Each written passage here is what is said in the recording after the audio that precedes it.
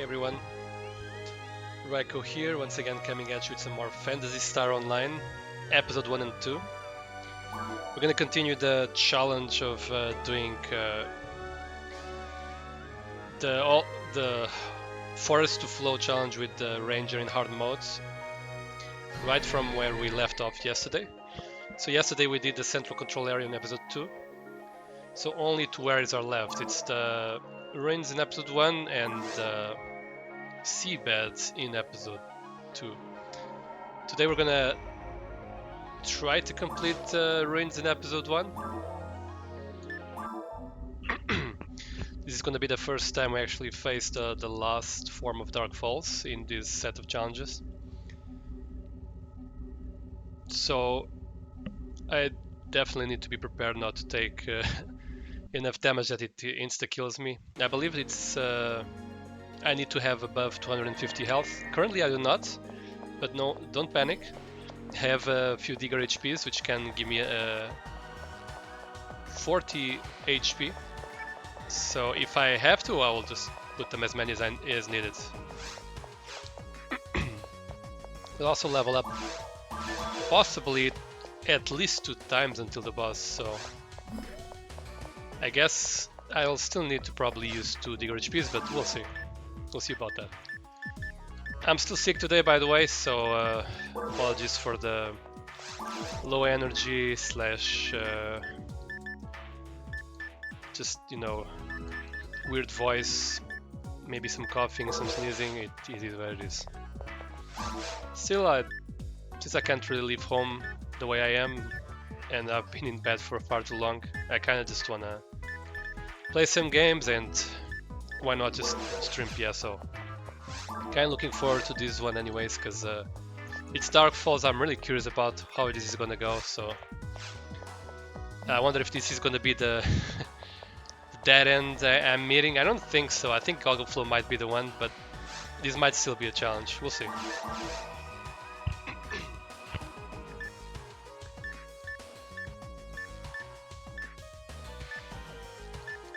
Just checking if I should take something else. I know there's gonna be the Dark Gunners, which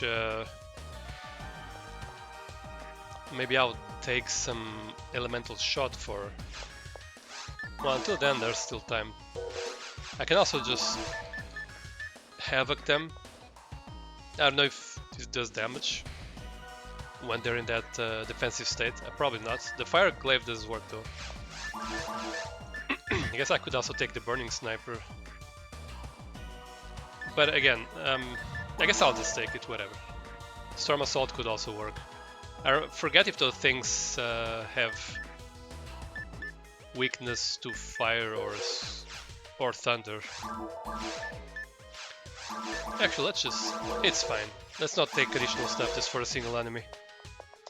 And if I do feel the need, I'll just come to the city anyway, because I'm gonna come to the city regardless to stock up and whatnot.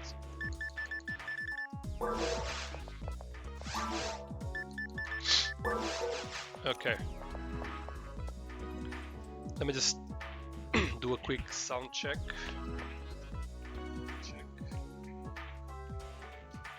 I guess it's working. Cool. Excuse me. So let's go right into it.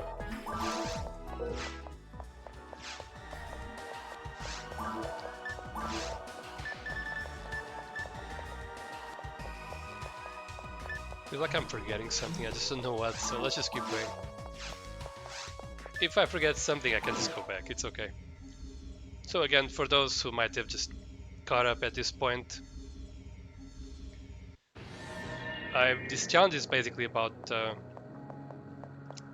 doing all the areas in episode 1 and 2 without any grinding, any repeating areas, any quests, so we just gotta keep going, completing all rooms, getting to the boss and killing the boss. If I get to the boss and I don't kill it, or if I don't complete an area, then I'll fail the challenge. Just trying to see how far I'm gonna get by playing this way. Fire clearly not a good idea there. Oh my god, it takes so much damage. Again, I speculate that maybe Alga Flow might be really tough, but especially because I think that the Alga Flow will have that new attack where it changes body with me, and then I don't even remember how to deal with that, to be honest. It's fine. We'll be fine. Okay. That was a lot of people confused.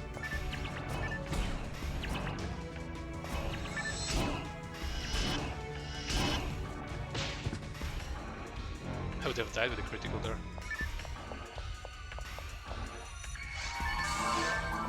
Rest is level 5, okay.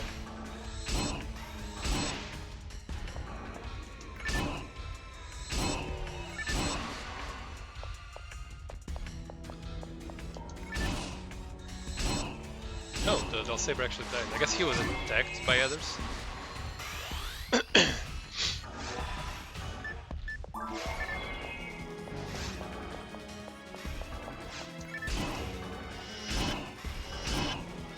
Oof.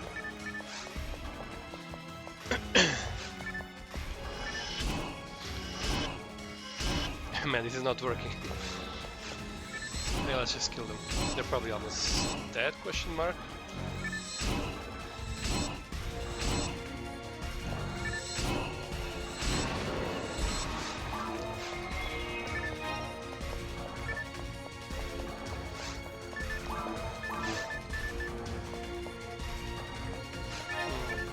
Oh. That repeater might be nice.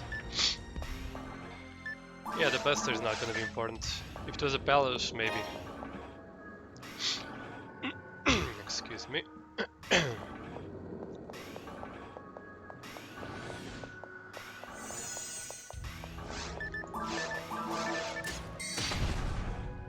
$106, not bad. Can I just kill them with this? That's a lot of damage, 100 for a technique. Considering I'm not a I'm just using a lot of TP though.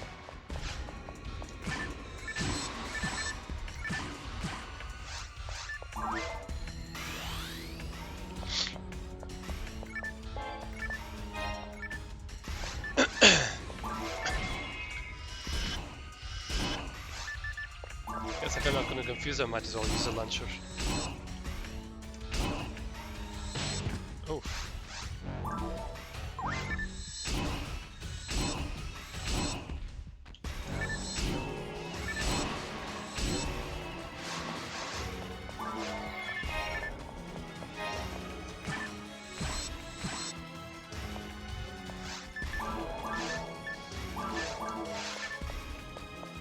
Percentages on the mech guns doesn't really matter because they don't add much attack anyway. So high percentage on a low attack gain, it also equals a high additional attack from the percentage, if that makes sense.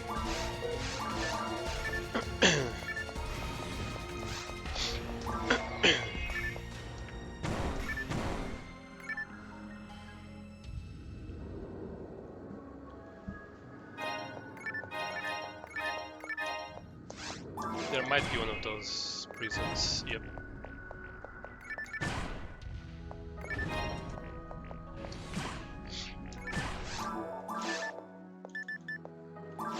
Definitely don't need that.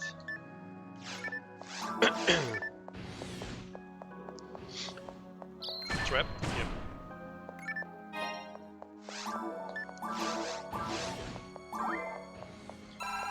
I'm gonna continue to boost the ATP of the mag until we get to 100 and something, so we're still a ways off until we get there. Oh, more people. Guess we're just gonna snipe them from here.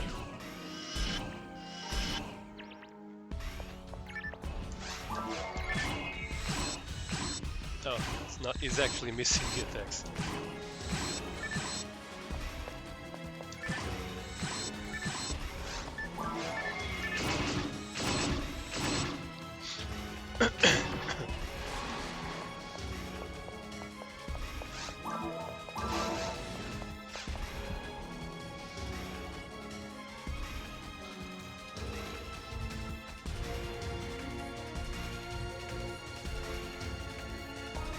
Guess we got some spam message. I'm just gonna ignore that.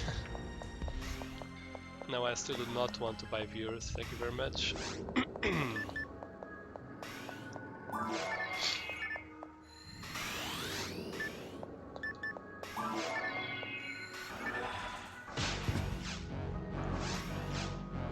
Still slower than I expect. Probably should try the Havoc one, but that's just too much at this point.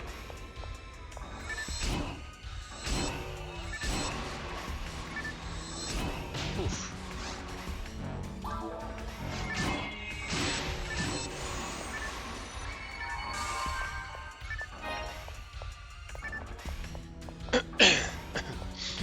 Let's collect them all together. I don't know if there's a Dull Saber. Also Fury. Guess not.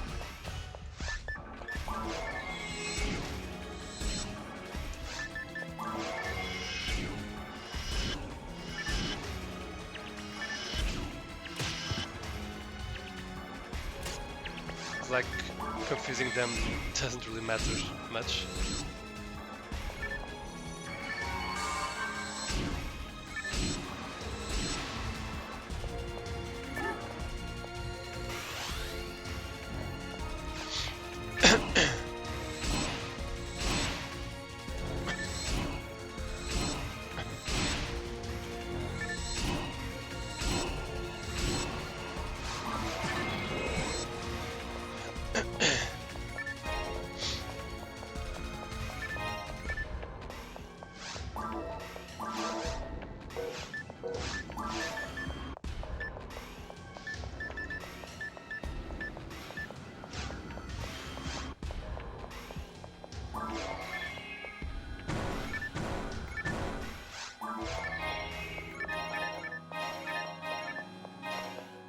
Still have this glitch here apparently.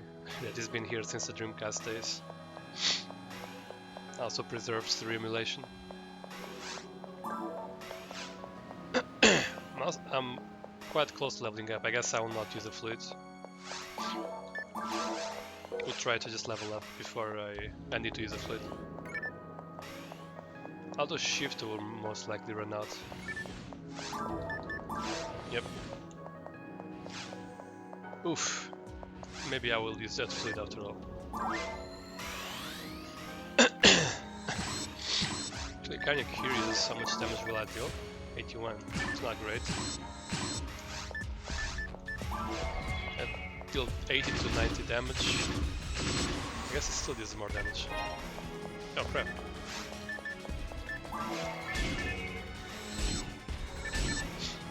Should I let that thing separate? I guess I would get more experience,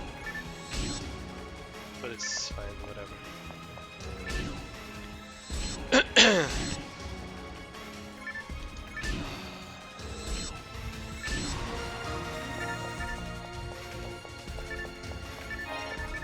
I wonder if that bulk thing, when it separates, if the remaining bulk can still, if it still yields the exact same drops as the complete one.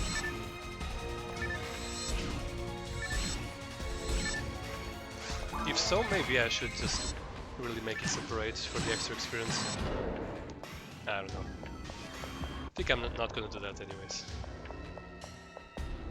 It's probably not gonna be like relevant enough to get me one more level, but I guess you never know.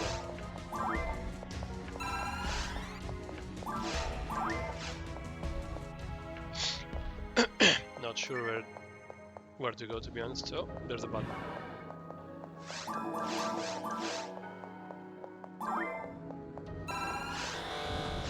Oof, okay. It's not a lot of damage, I guess.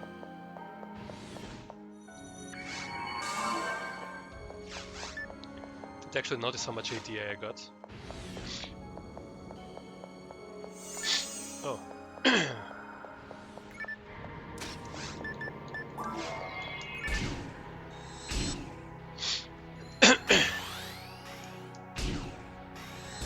Oh crap. They get some weird iframes after you hit them once.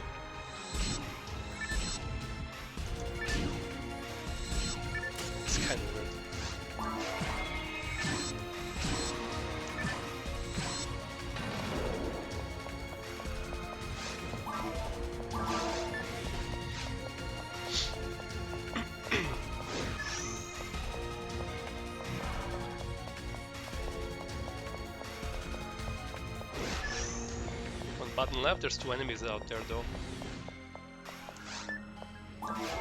Okay. Oh crap, there's actually 3.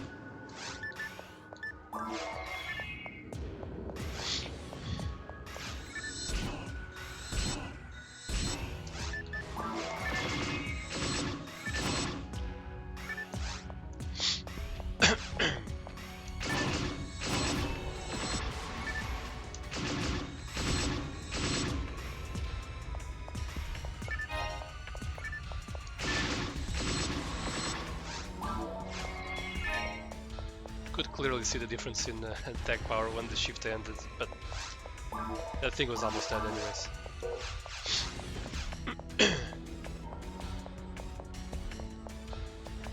I guess we're gonna go into the 4-button room first, because that might be the incorrect one. We gotta explore everything. Okay, it's just boxes. Sure. Oof, I'm already full.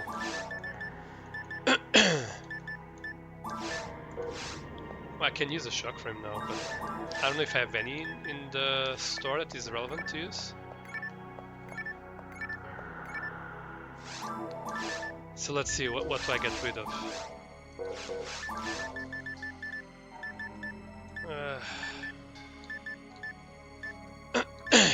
Let's just use that. And guess that's fine for now.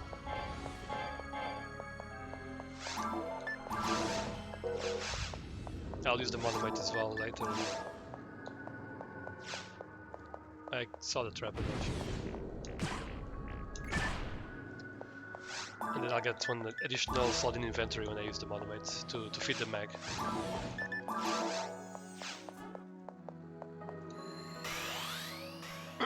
Really looking forward to getting more, getting higher level shift and band.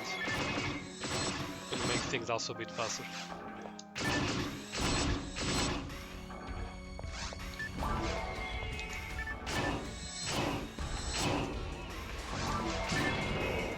Oh, there wasn't that many people here.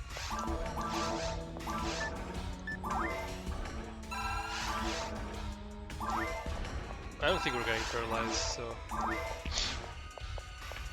I'll just leave the anti-paralyzed behind. There's actually not enough sources of certain conditions to justify items for them almost. Oh fuck. Okay. I guess side frames though. Oof, okay. Oh my. Oh.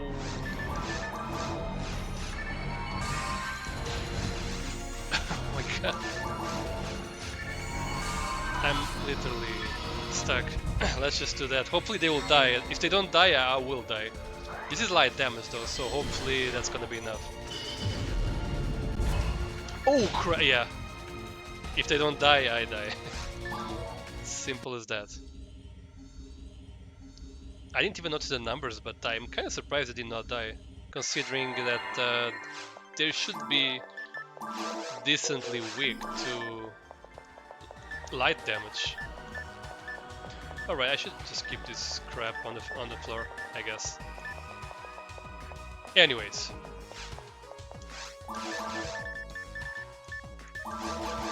It's okay, we're just chilling.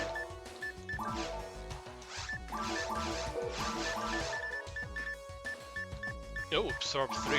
That might come in handy later.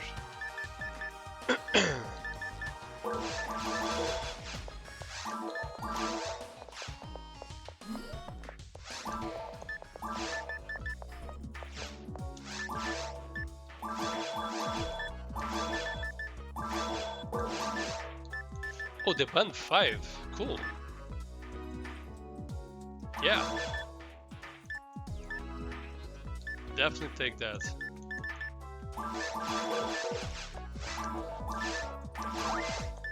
So Buster, I don't think Buster's gonna be useful regardless of how much percentage it has.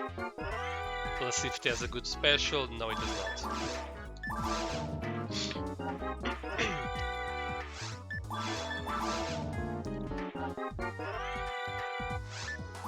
For that repeater to be good, I actually need to have it a good special.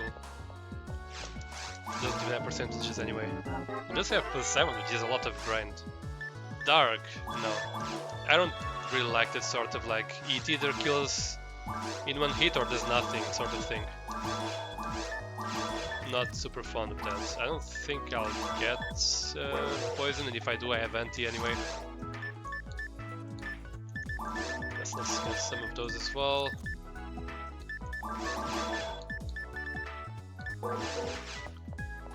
Anything good here? Not quite. I guess I'll just try to see if I can already sell some of the barriers I got. Alright, the shock frame. I don't think I want to use this. It's not enough to justify, and I even lose some resistances, including the light resistance, which is going to be useful in the last form of Dark Falls. This is good though. It's alright.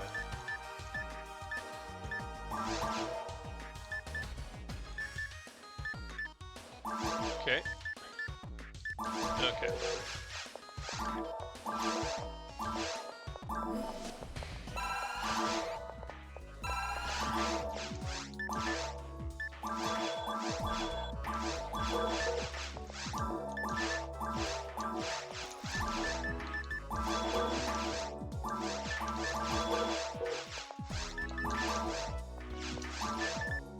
Give Foya 4, Foya 3.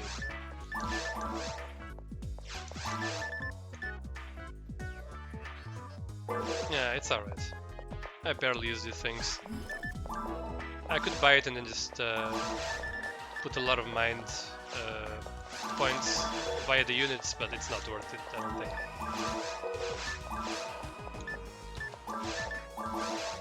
Oh crap. Get out of the way, lady.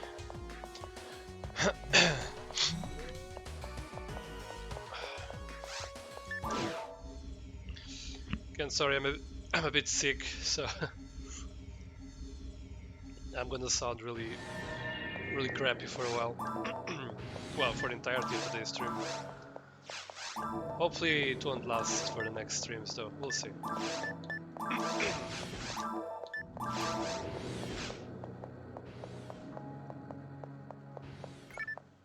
Not even sure I'll be working tomorrow in this condition, I guess. One day at a time.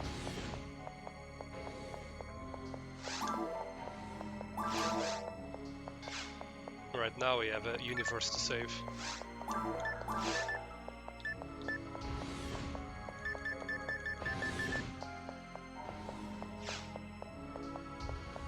I wonder if you, instead of that night bar, which isn't doing much, I don't think, I should just put like a general mind or whatever. Could have a bit more TP and slightly more damage on techniques. I guess 1 to 2 more points of damage on techniques, but sometimes it matters. I guess the night power I have also adds like 1 or 2 more points of damage to my physical attacks, I guess.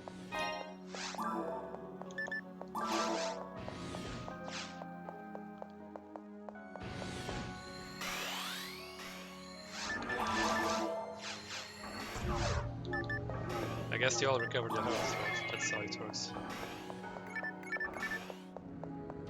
Where is the sorcerer? Did he die? Maybe the sorcerer actually died. Yeah, I feel like it did. Wow. Okay, I didn't really notice. I guess the Photon Blast was completely useless.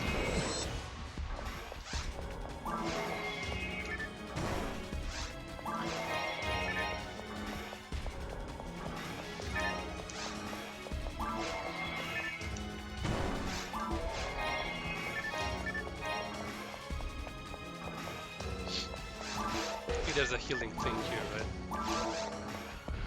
Yep, as I was so close to actually getting killed up and whatnot. Oh, and enemies appeared. Plus? Yep. Yeah, even though my attack techniques, my fire techniques actually deal decent damage. I think it's just better to deal with them using the spreads. Damage is similar and I'm not wasting TP, which I kinda still need for shift and defend and healing myself.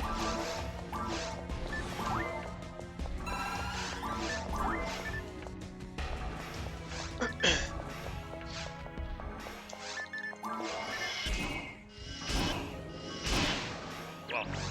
Oh, someone's confused. She's missing all the attacks.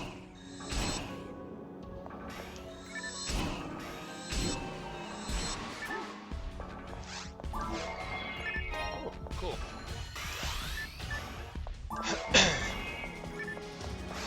How much does Foya do, by the way? Not bad.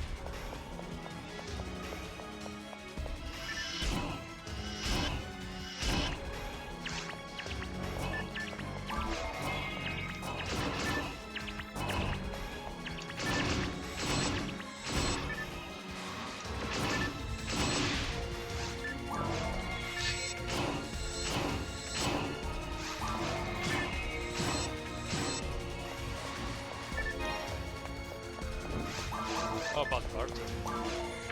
Oh, I actually got a hit with it. Oh, that's a lot of damage. I mean, it's alright for a non-force character.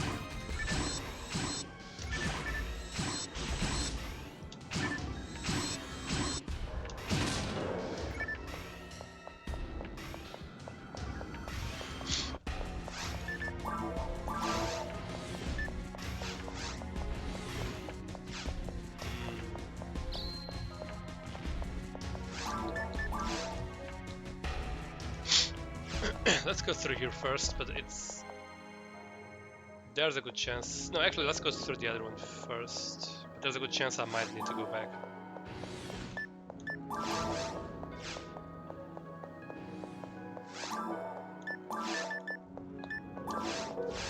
Another mono grinder, that's good.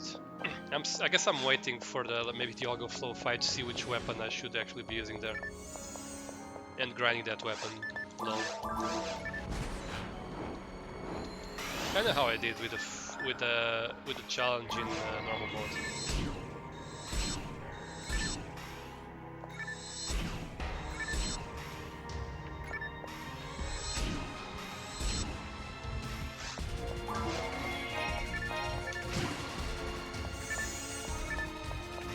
Oof.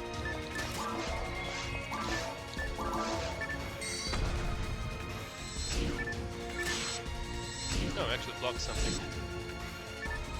Like I never do, because I'm always kinda in areas where I'm under leveled.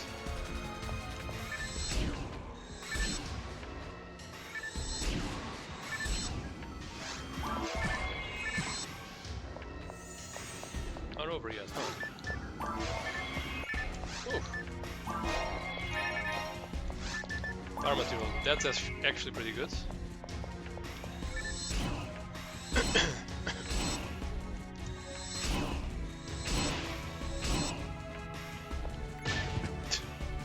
I messed up.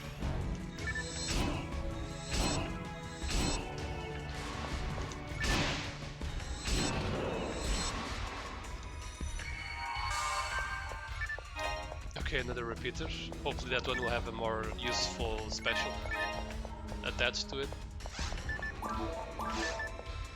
Okay, let me just see if I should use this one. I think I still can use ATP materials. Yeah, I only used two so far, so this is gonna be the third one.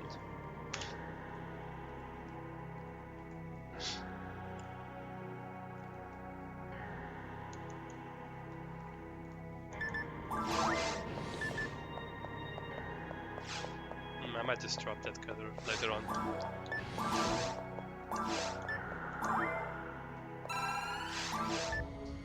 Ooh, there's a Sodi minion already. I think it's the first one we see today.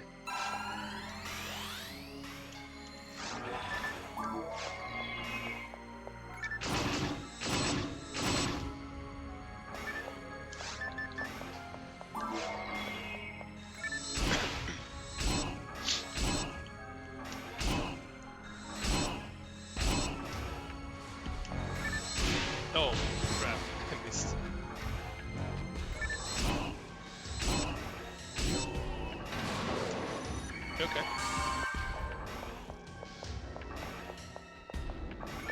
Oh, another one. Okay, well, I'll take that. That actually... I feel like just getting base power on my character really makes the mech gun type weapons just much better than... Like, improves those more than it improves other weapons. Because those attack like 3 times per attack. They hit 3 times per attack. And they don't really give you much power anyways. It's mostly... They mostly rely on you having a higher attack power in a way. Oh, that was... Oh, I guess it's back. The buttons are back there. I vaguely remember this. I kind of like how this... it's sort of like very simple puzzles, but you know, keep you on your toes still. You gotta look for these buttons. It's not just mindless attacking or anything. There's all these little things you gotta do differently.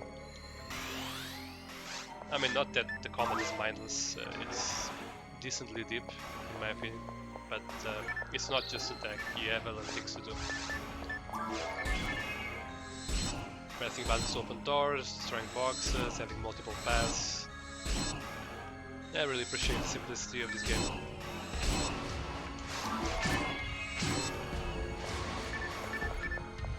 Oof, there's a lot of people there. Including a Sodi minion, apparently.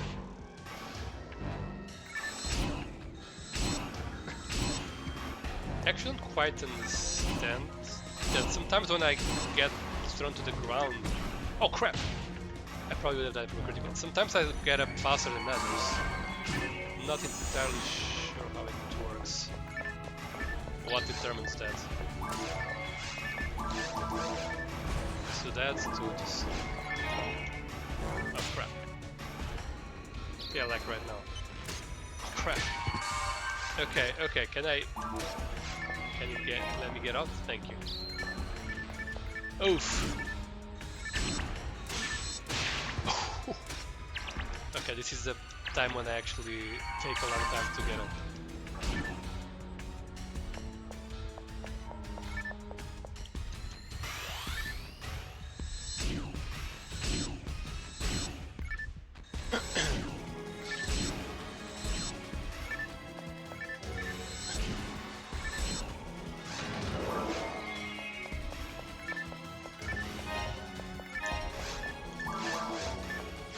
Definitely still need to use the keys on the 8, but I'm probably far from being able to use it, I'm gonna guess.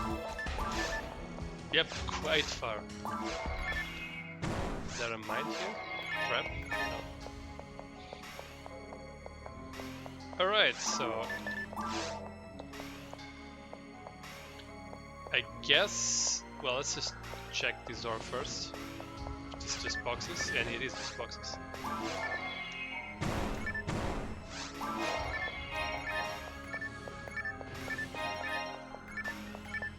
I guess it would be nice to get the shark frame with 4 slots, but that ain't happening right now. That is not the one.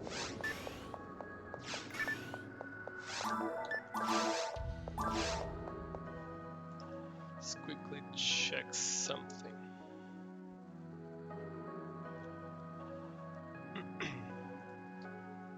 Gonna check something real quick.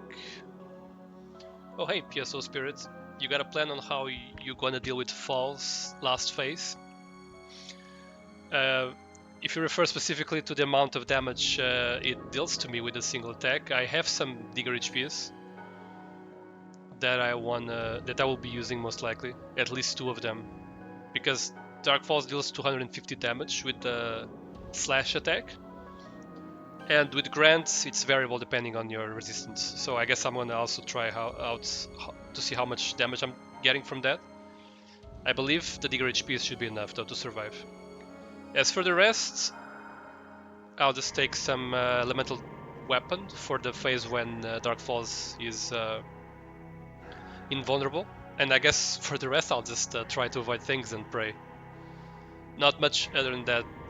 Let me know if you have any any other suggestions.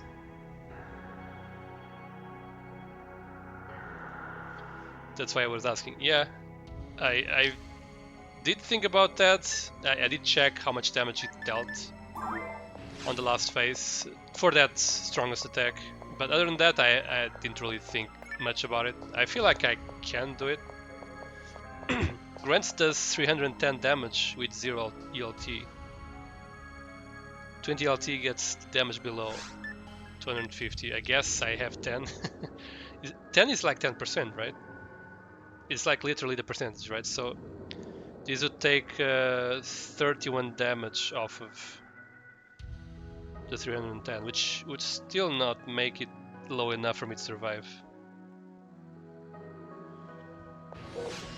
I'm also still going to level up at least one more time until then, so I guess let's see how much health I have. But yeah, I do have a 4-slot frame with, and I have 4 digger HPs on the storage, just specifically for that reason.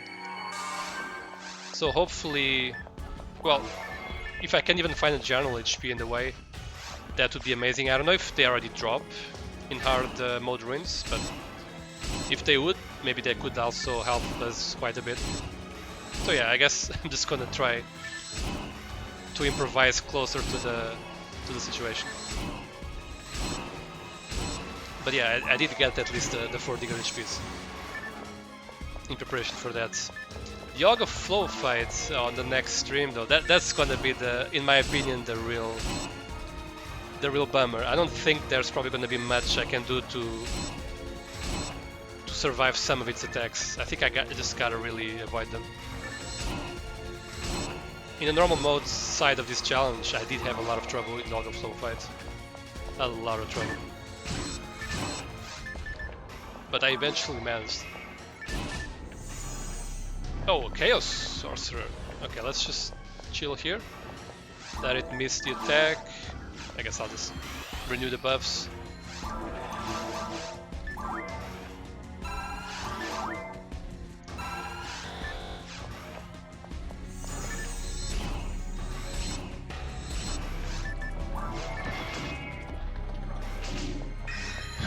That delayed thing. Hey, don't steal my kills. Oh my god, we got the rare of the day. We've been getting a rare every, like, 1 rare per area, so I guess that's the rare of this area. Hopefully something useful. Definitely not useful. Looking at the icon of force weapon. 5 machine. Well, I mean, it is the rare of the area today. Hopefully we'll get more rares though. Nothing prevents us from getting more than one. Olga Flow is way worse, just like the rest of episode 2. Yeah, I know. Yesterday I was doing central control area. This is the warp, right? Yes, it's the warp.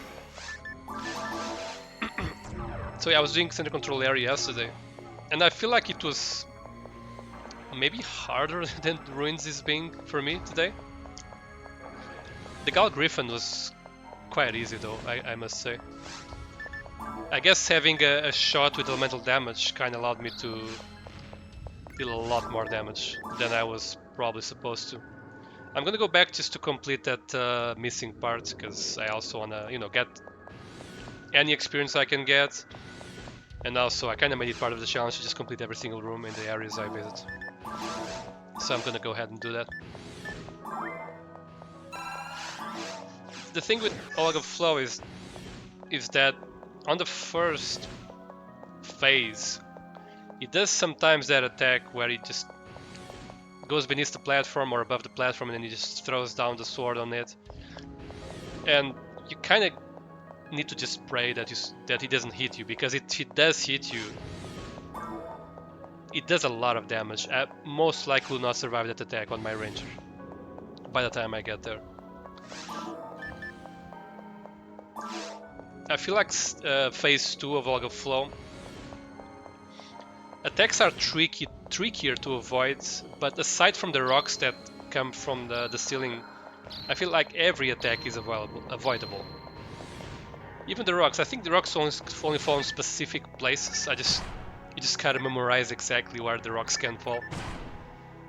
So yeah, I feel like phase 1 in a way might be a bit more tricky, but you know, in hard mode, phase 2 also has that soul kidnap mechanic, I think. So that's also gonna be annoying as all hell. I think it's already there in hard mode. I don't remember exactly. Oh. Well, I didn't mean to do that. I meant to put the buffs on. I'm just gonna use the Photon Blaster, I don't really care.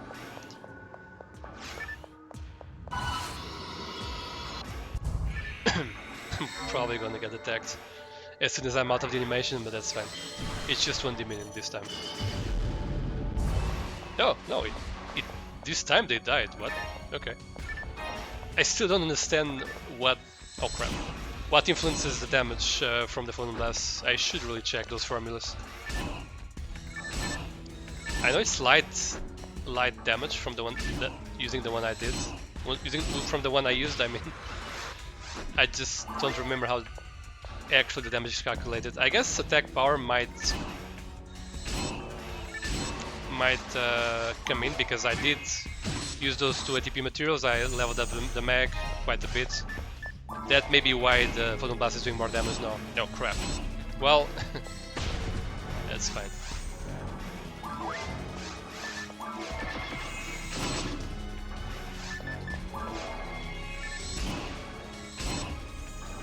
I guess I should have done the third one as well.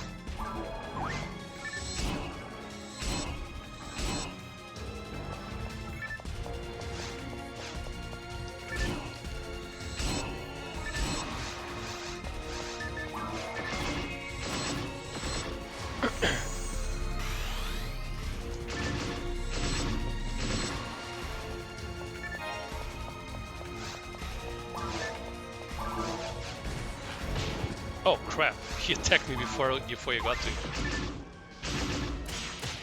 Oof.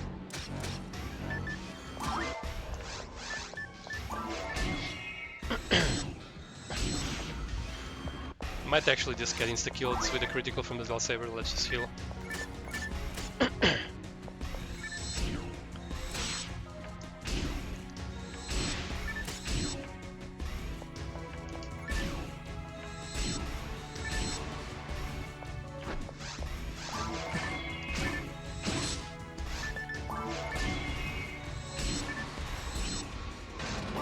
Okay, cool.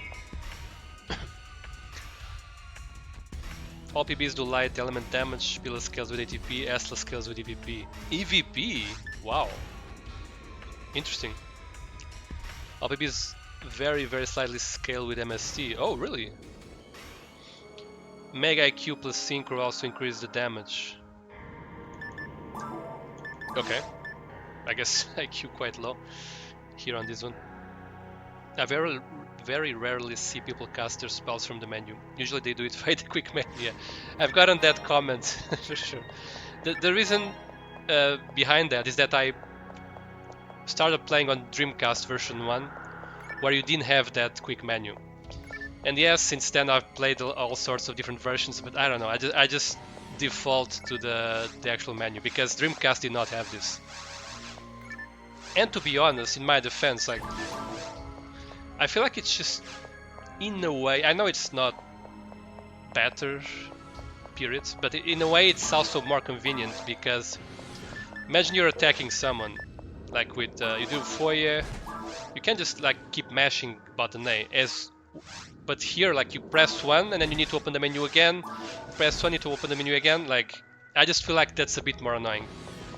Again, I know speedrunners use the quick menu, so I'm sure that they know what they're doing. But still, I'm just more used to the main menu, the start menu.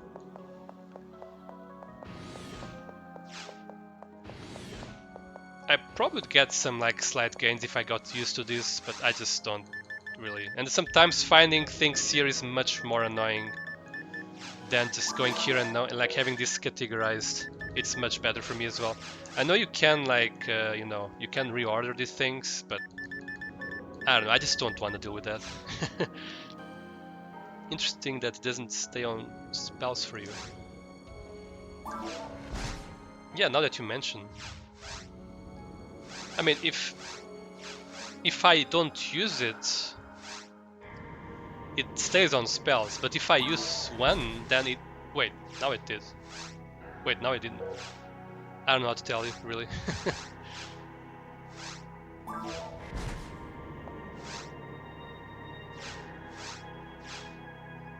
I don't know, maybe I'm doing something wrong. It didn't stay on spells there, as you said, so I have no idea why that happened. But again, I'm not really used to it. I use it most... Again, it just got back here. I'm just use it for changing weapons, because that's definitely better than going here and here and here. That's definitely better. As for the techniques, I just feel like the way I do it has some advantages and I guess some disadvantages. But muscle memory is my biggest advantage, I guess. That the quick menu cannot beat for me. For me personally. I wouldn't have been playing PSO for this long without the quick menu. I mean, I would agree for the, you know, like consumables and stuff, but the spells I really just prefer the normal way. I mean, the original way.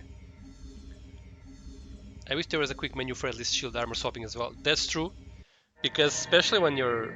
I mean, I'm sure there's other use cases, but when you're playing Force with the merges, like the blue merge and red merge, I also feel the need to actually change those. And yeah, it's... For that, I really gotta go here, and that's super annoying. Also, about the Photon Blast, you mentioned that all are light elements, but I believe Farley is fire element and Gola is thunder element. I'm pretty sure about that. But those are not really as widely used as Estlin and Pila, because those are the best ones.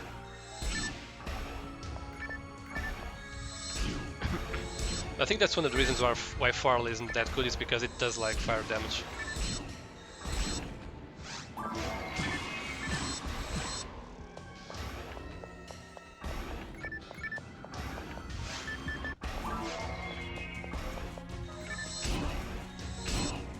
They all do light element damage.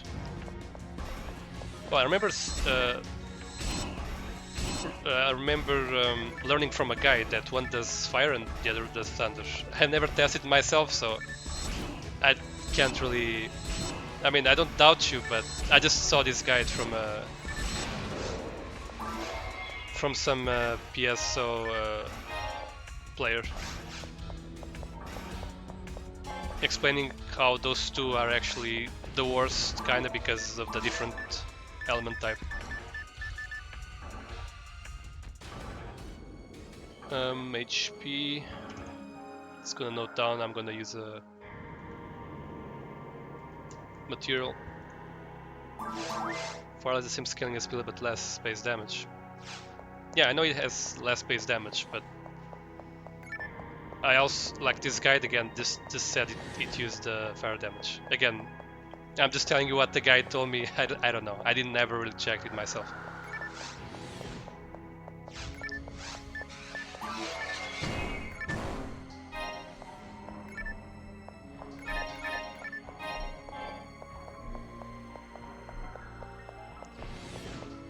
Well, Farla does have like a fire effect and Gola does have a thunder effect, but again, maybe ultimately they all do light damage. I don't know. I still want to like look at the exact formula for all these things because I'm kind of curious.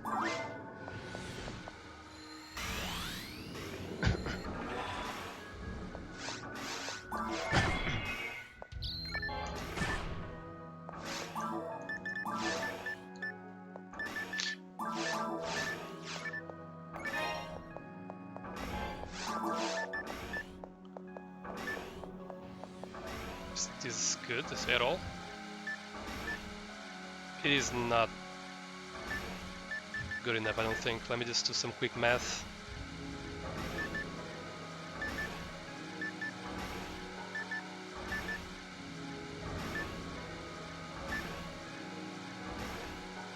No, it's not good enough.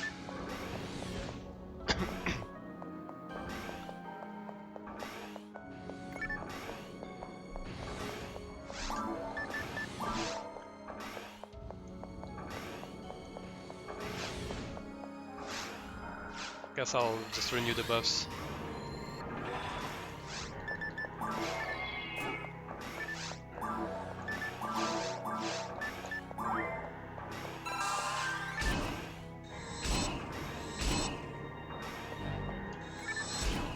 Oof. It was a lot of damage.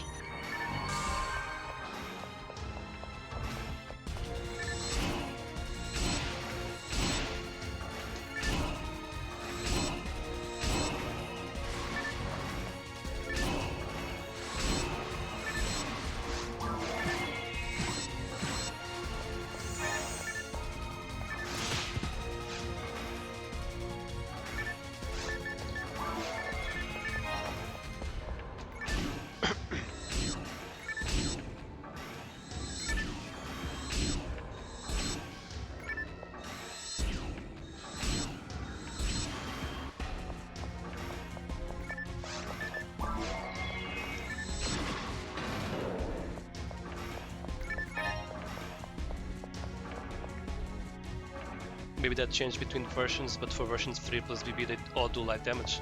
The video I watched, I think it was for GameCube version, but again,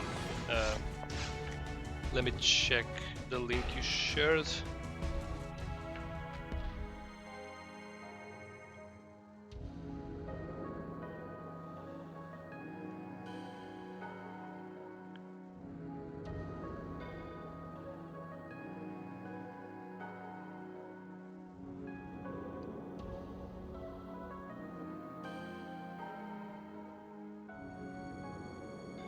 Yeah, as you said, it does say it's light damage. So I don't know. Maybe that guide was not. Maybe it was taking account only the Dreamcast version or something. Or maybe the person was just wrong. I honestly don't know.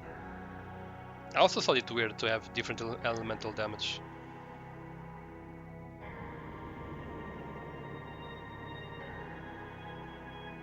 I also guess that Infinia did not change these, right? They probably just kept it the same, because I know Infinia Wiki also sometimes they show some things that they themselves changed, but I believe that it should all be elemental light damage, because that's what kind of makes sense. But yeah, now I'm kind of curious if the Dreamcast had different attributes for the Photon Blast somehow. I also will check the exact formulas later in more detail, because I'm really curious about those.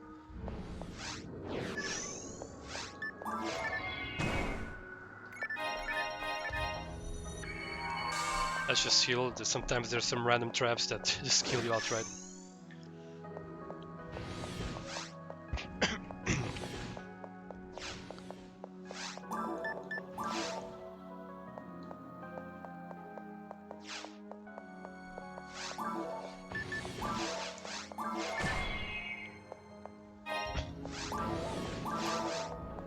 I'm almost leveling up actually.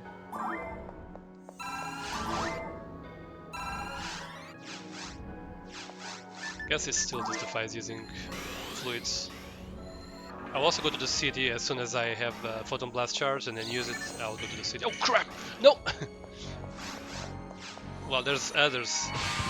I mean, I'd rather take the attack right there than just run into a mine. Oof, there's a third one. There's also more mines here, I'm sure. Okay.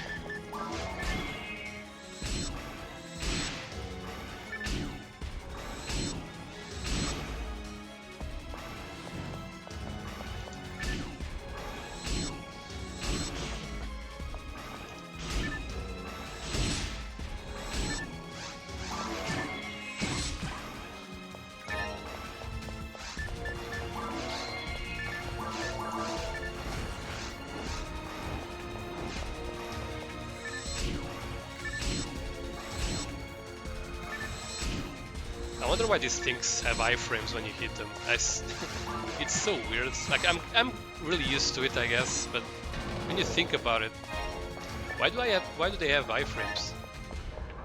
It's really weird. To be honest, PBs shouldn't be affected by resistances at all.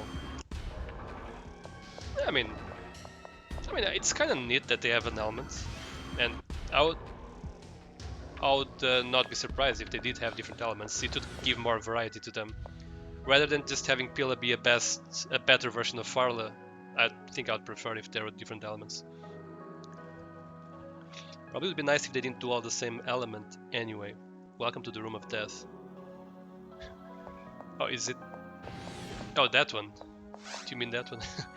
It's such a feel bad when you hit a sign of blue-red with a PB and do damage because they have 9200 ELT. Oh, they do!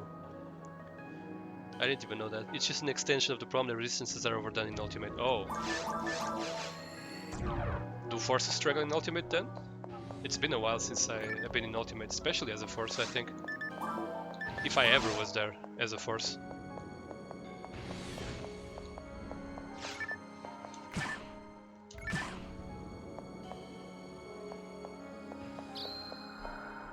Also, hey AKD.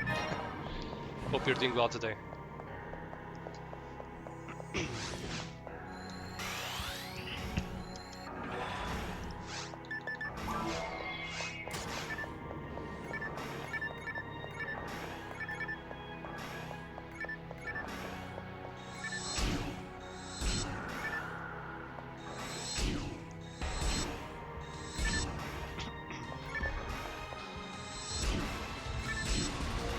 Attacks are bad partly because of high resistances, but also they just don't scale up as well as ATB attacks. Oh, another rare. I remember that definitely was the case on Dreamcast. I feel like on Dreamcast, and you probably know better about this than me, AKD, but on Dreamcast I feel like forces were just not very good at all. Like, they would easily become kinda useless later on. Because I feel like attacks just didn't scale well at all, or the resistances scaled too well. Here it seems much better, but I guess maybe later on it gets worse again or something. Oh crap, no! Don't shoot the wall, man. We're not healing. We're not gonna die, right? It's fine. I guess now we are.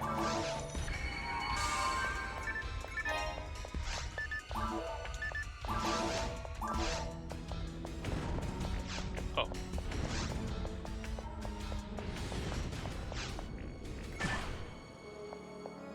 Feels like I'm getting farther and farther away from where I should be going. But that big room should be the right way, so let's just clear everything else first. I guess I'll use one more fluid. Deep fluid, I guess.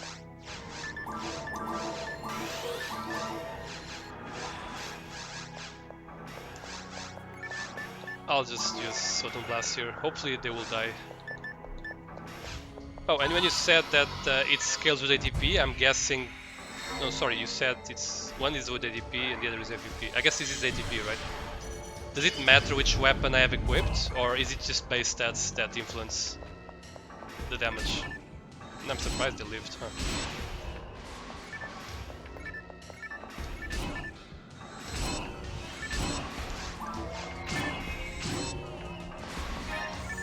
Oh. Oh, and also another question, like, if the bulk claw separates, does the bulk still have the same rare drop as the bulk claw combined? Or does it not drop a rare anymore? Just wondering, because I'm thinking about just having it separate on purpose all the time for additional experience. But I wonder if I'm gonna compromise the chances at getting a rare drop from it. Bulk has no rare, I think. Okay, then I guess I'll just keep doing what I'm doing.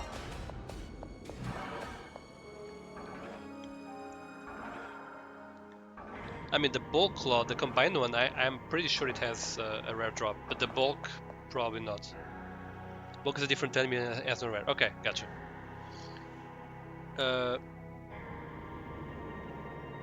Offline it's fine for forces in ultimate, at lower level they usually die, but they don't struggle with dealing damage. Online is a different beast though. Offline it's okay, it's still kinda tedious. Dreamcast forces are a lot worse. Decks are slower, they scale slower, their base damage is less. Yeah, that was my impression. I've yet to complete a glitchless force run on V2 because it's kinda miserable. Okay, so confirmed I guess. Main difference is that DFP is a flat damage reduction, resistances are a percentage damage reduction. Yeah, makes sense. So it makes techniques inherently just scale worse with resistances, rather than, you know, physical damage with defense, when their HP is less too good for measure. Techs are also missing a lot of modifiers, ATPS, heavy special attack plus crits. Exactly. I think PSU had criticals for techniques or something. I kind of remember something like that. Well, you also shift as allure and attributes percentage ramp up, but decks have limited equivalents. Merges and boosts weapons are linear boosts. Wait, shift as allure attributes. Oh, gotcha. Yeah. Makes sense.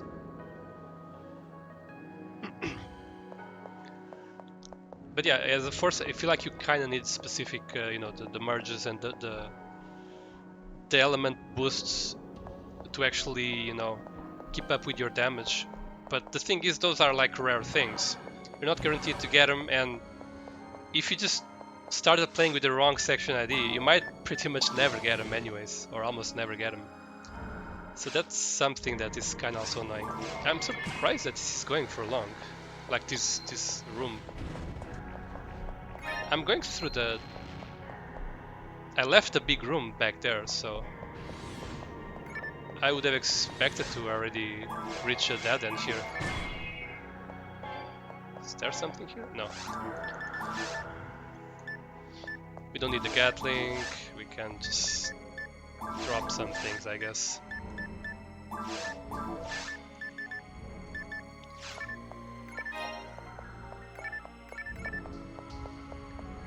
I think it's good techs don't have equivalent mechanics, like I think crits would be weird, but it's just not tuned well. Earn ultimate forces actually do a lot better than Hunter's ranges. The jump in DFP can be a big wall for first character. Again, I don't really remember on the version 3 and above, but on version 2 on Dreamcast, definitely I was like a level 100 with my Hunter. It was a humor, so make of that what you will. But when I went to ultimate, I dealt almost no damage. So I really had to rely on techniques. I remember being in the mines on ultimate with my humor, and I was like, I know it's stupid, but I was literally just spamming Maggot and actually managed to kill monsters faster than just with my physical attacks. I didn't obviously intend to clear the area that way, but I was just kind of having fun, you know, just seeing what enemies would drop there my first time around on the mines in ultimate. So yeah, I completely recall being that way, with defense really making it harder for physical attacks to do much.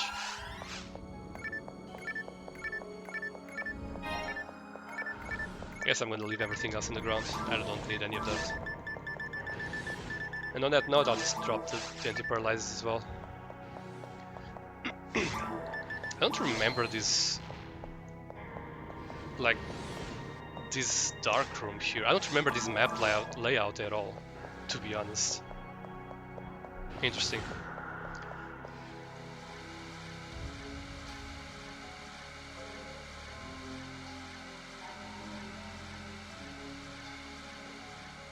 I guess it depends on if you already finish a good level 200 mag going in.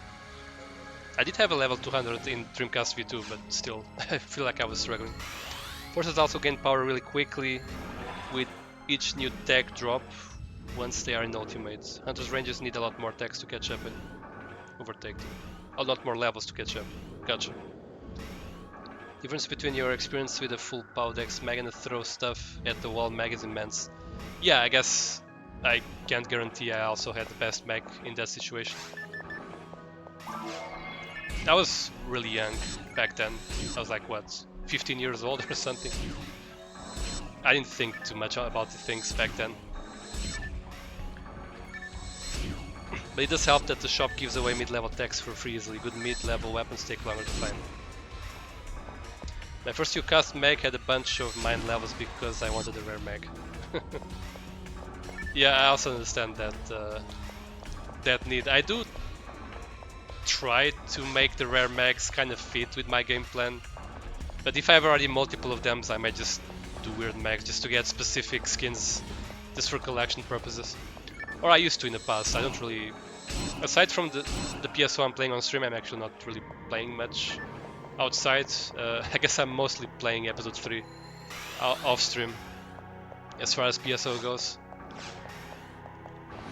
I do want to go back to bloopers because I feel like the last time I played episode 4 was so long ago that even with my grievances with that episode, I still kind of wanted to come back to it at some point. Oh, we have the Dark Gunners. Ouch.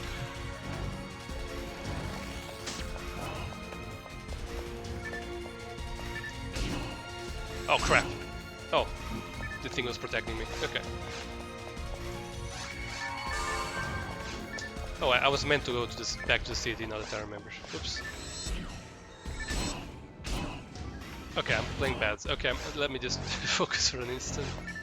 Sorry about that.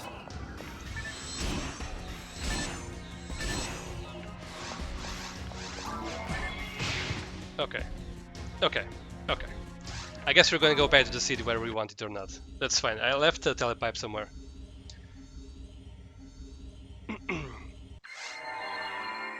Also growing at 200 mega STDs, so I doubt most of people have one going into the ult the first time if they're not dragging their feet in very hard.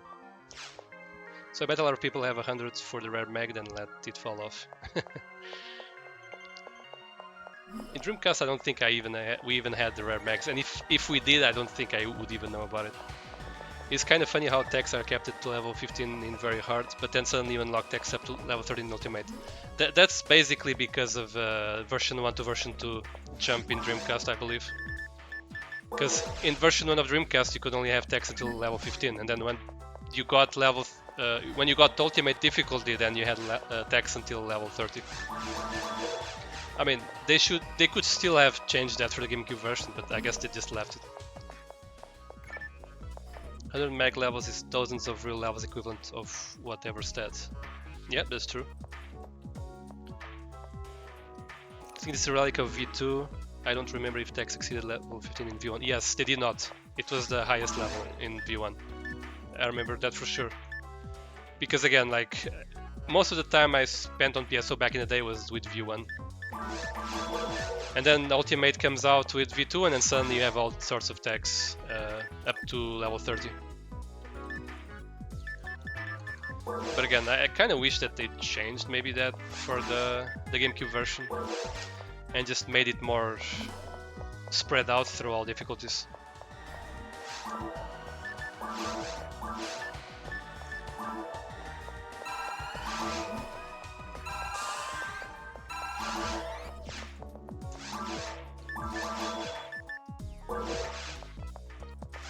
Gotta check that. Let me just see if there's any weapons. There's probably going to be hardly any weapon from the store that I would want to.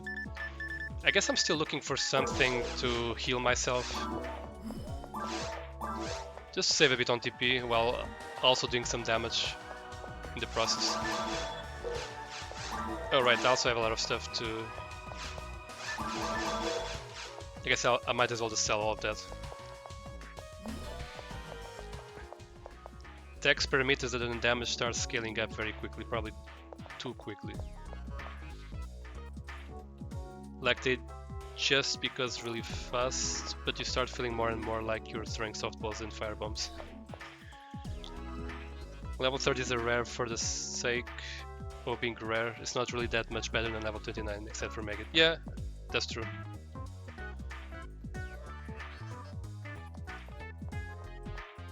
Oh, like they just become really fast, okay. Really feels like Sega was scared of making forces too powerful. Only reason I can think of why level 30 decks are ridiculously rare. I mean, forces do have like a lot of AoE damage at their disposal and a lot of sort of stun locking potential for the enemies. I would guess it's something along those lines, and you know, I would guess that they didn't really super test this well enough in the higher levels. They were kind of just winging this game at from the get-go. They didn't even expect it to be as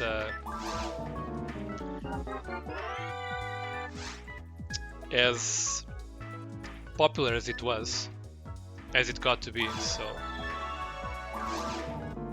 when you're doing something and you don't expect it to be that popular, you're probably not gonna give it much of yourself to it. Oh crap. I think I'll still try to get the 15% on that other one. Even though it doesn't really matter. Maybe after I'm done with all these runs, I'll still give this to a force of mine or something. And again, it's a force, so probably the percentage doesn't really matter. But still. Oh, -5.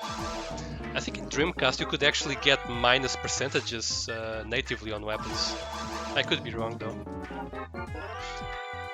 In V3 and onwards, you can only get them if you actually tag them to be below 0. Again, I could be wrong here.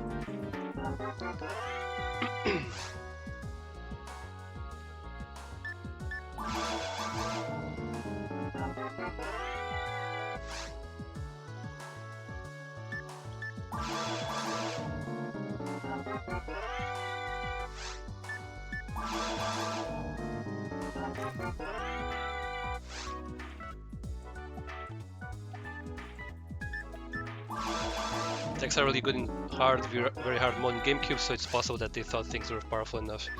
Yeah, they probably didn't test the entire spectrum of difficulties. Yeah, at least let me go above my character limit with technique units. That would be nice. That would be a potential solution. The main thing is ultimate enemies have so much more HP. Would you think a system where you can specialize in an element would be a good system in this game? Yeah, the shop will sell you -10%. I don't remember if they dropped that way. Okay. No, absolutely not, but I want my level 42 techniques anyway.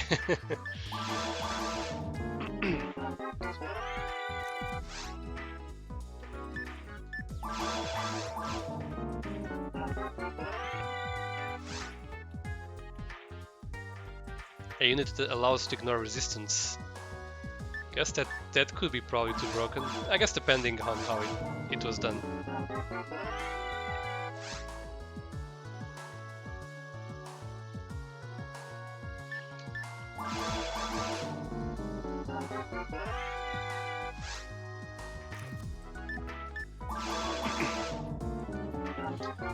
Yeah, I guess as AKD is saying, if you just need to use a specific unit to solve the problem for all forces, I guess it's also kind of not the best game design in a way. But at least there would be a solution to it.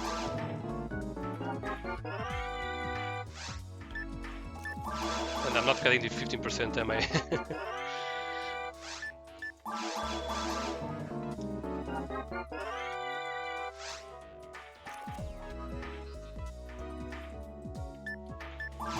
I'll just settle for 10, whatever.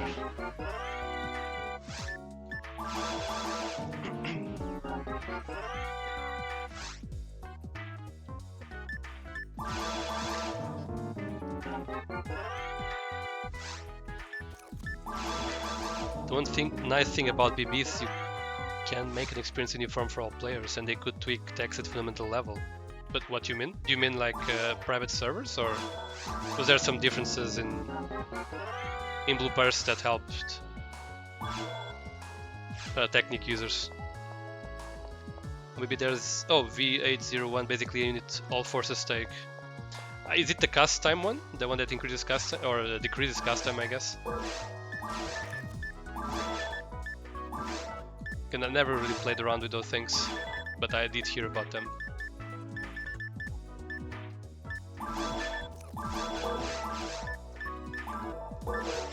Yeah, okay.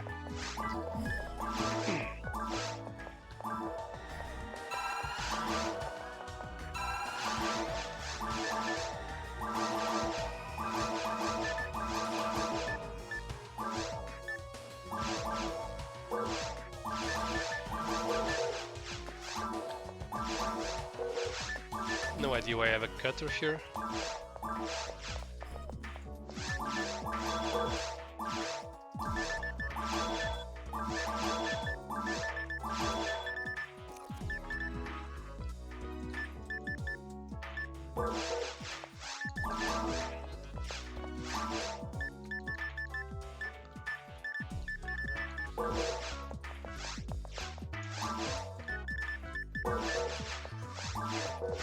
Alright, let's go back to it.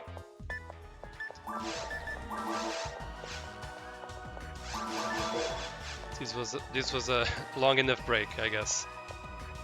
Just gonna check real quickly if I had something I could use that I couldn't use before.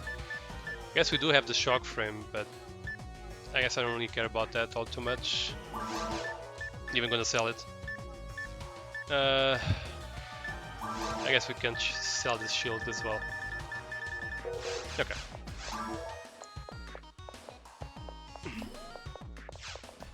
That's my biggest annoyance about Blue Burst is that they just have a handful of really good options compared to V3 that has a bit more variety of good options. Oh, yeah. Less variety, definitely a problem.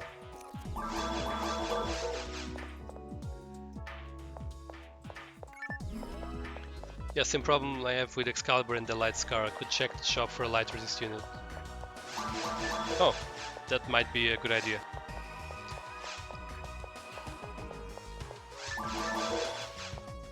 So someone was working on the GameCube mod more time and energy than I ever put in on mine. I wonder if they'll figure out a way to make a server for it.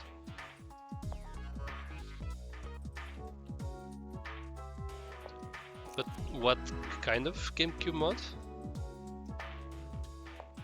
Assuming GC would mean GameCube here. Or GC... But what kind of mods would that be? And did you do mods in the past, judging by how you phrased that? No light resistance. I might have some in storage actually, let me just check.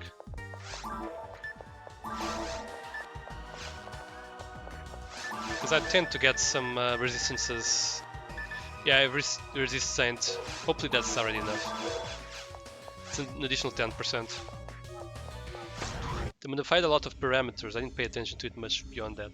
Oh, I did look at some sort of a mod being done by someone who said something along the lines of like, I don't have time to play this game for like 1,000,000 hours, so I'm just gonna make things much more like streamlined and easier and whatnot. I don't know if that's the mod you're talking about, but there was someone on Reddit talking about it in these terms.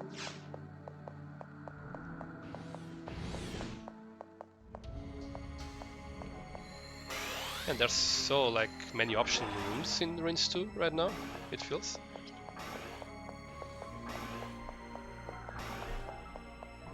Oh crap.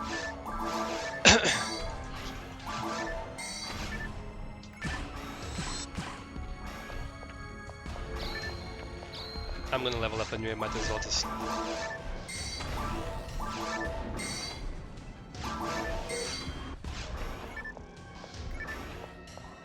use up all my techniques.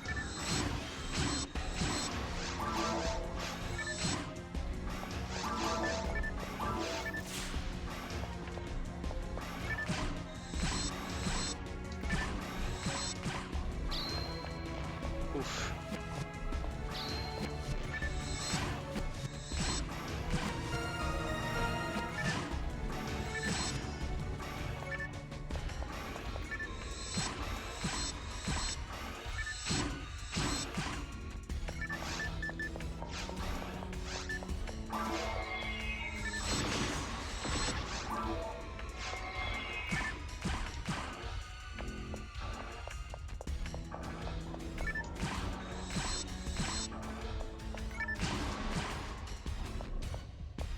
So you said Dark Gunner earlier that it doesn't drop any rares? I actually never really noticed that.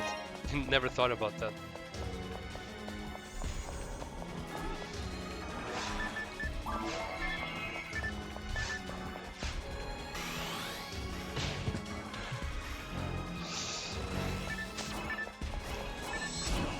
Oh man.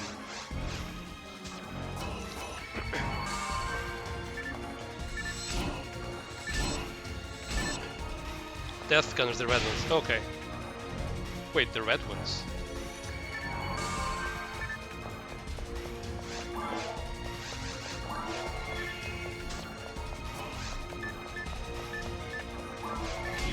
Wait. Wait a second. But... I don't think I've ever noticed that when they change color, they also change name. Huh? I don't think I've ever noticed that. Because it's the same creature, it just changes color, right? What the hell? So it just changes name when it changes color, and then it does not drop Dark Green Death. Yeah, I understand, but they're the same creature. They just change color, right? I never thought about. I never even noticed that they changed name. I don't know. I did that. I don't think I have a way of actually damaging this thing. Oh, this actually damages for some reason. Why does it have a damage, by the way? It is not still elemental damage. I mean, not still physical damage. Wait, I guess, I don't know, never mind.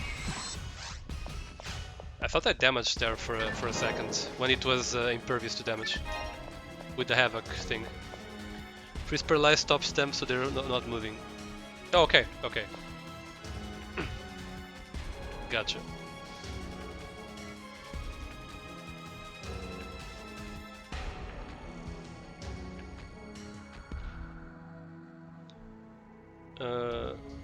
Just gonna check what was said earlier. Light resist, good at this part of the game. If you're going to main menu cast, I have to call you out. Set your text speed to very fast.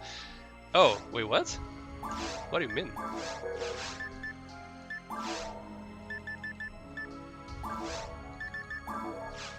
What's the difference though? Oh, is it's faster?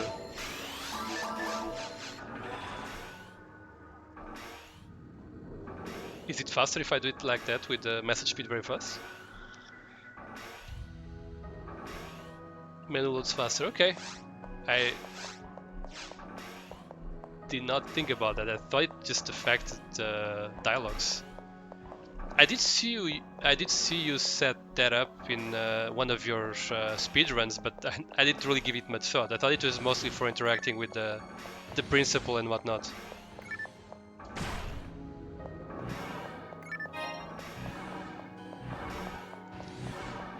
But yeah, I mentioned earlier why I do this. It's because I'm used to doing it from the version 1 on Dreamcast when we didn't have this at that point. This only appeared in version 2. At least for the techniques, I'm pretty sure.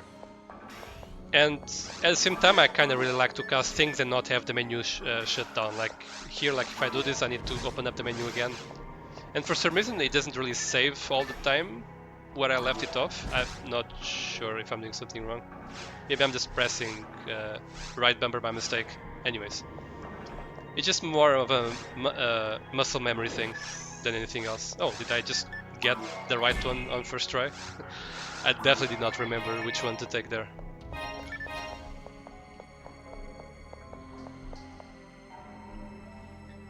Just wait until you go back to Pioneer 2 and talk to people. Yeah, I mean that part I would know, but I'm not really speedrunning here, so I didn't really care much about that part. But if it helps me survive better, then I'm all up for it.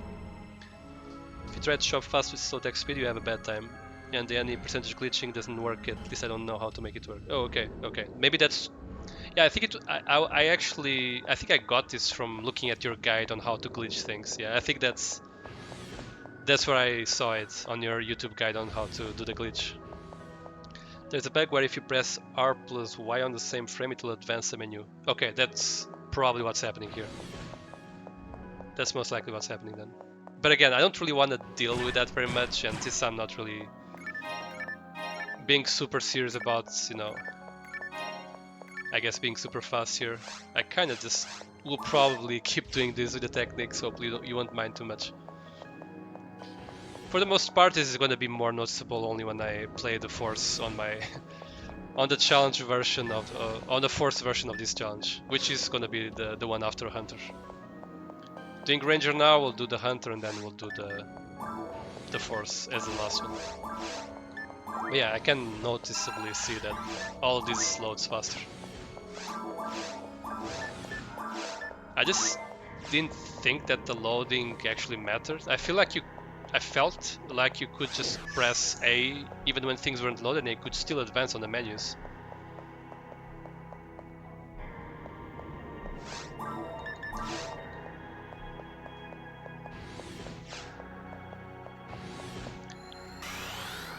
Yeah, I think it's cool that you justify the main menu tag casting's existence. Yeah, I mean, someone's gotta do it, right?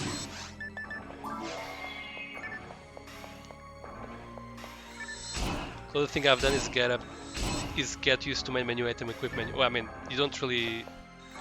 For some of the things you gotta equip, you don't really have much of an alternative. If you gotta equip like a different barrier or frame on the fly, it's how you gotta do it. Maybe it's different for the tech menu, but it definitely stalls in the shops.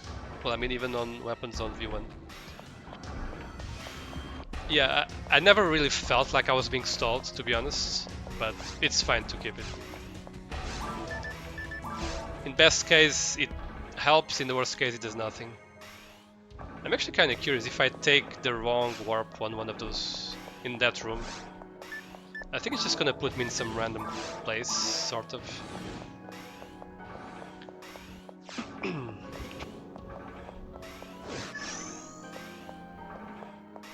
Yeah.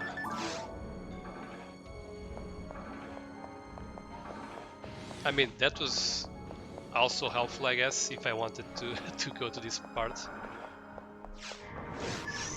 Let's try something else. Okay, I guess this is also super helpful. But I died at some point where I didn't really finish all the enemies, so... Oh god, I don't remember. Oh, I don't need to remember. It's that way.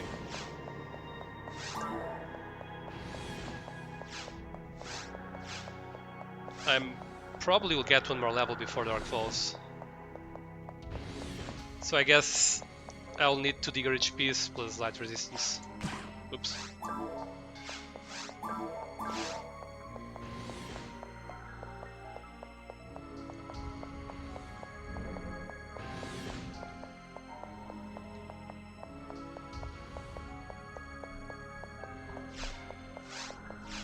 I forget if I put the telepipe back there, so I'll just put one here. But yeah, I'm super surprised that those things change color and they just basically change name and became a different creature. Let me know if I'm thinking this wrong somehow, but it does seem like it's how it works. I did see that there was like a Death Gunner and the Dark Gunner as different episode 3 cards, but to be honest, I don't know, I guess I kind of assumed that one was the ultimate version, the other one was the non-ultimate, but these are the same in ultimate, so that doesn't make sense. I don't know, man, I didn't think it too hard, but which is kind of weird, because I've been playing this game for a while. Over the years, like... I never really played this game for very long, like in a row. I usually just play it for a bit and then I take a few months off, sometimes years, and then I go back to it later. Crap. Guess that's the only way. Thankfully I had the Soul Atomizer. If you are close to level up, you could also quickly jump into another area. No. Like, the purpose of the challenge is that I don't repeat areas, I don't do quests. Of course, quests will reset the areas, so I wouldn't be able to do that anyway. But yeah, I don't... When I play, like, casually, I do that for sure. But with the challenge as is, I don't really want to do that, because it kinda defeats the purpose. Because I'd consider sort of grinding.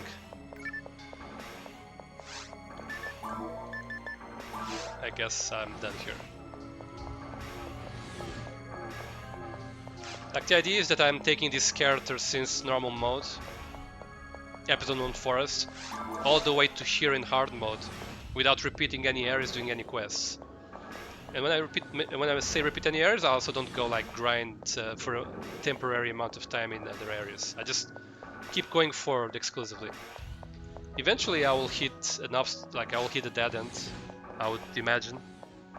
And that's kind of my that's just kind of what I want to find out, when that's gonna happen. And how far I can get by doing that. Again, normal mode log of flow almost looked like one, but not really. I managed to actually overcome it.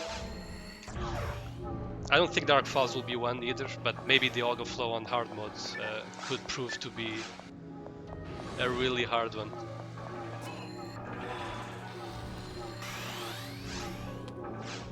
Okay, just go away, horse.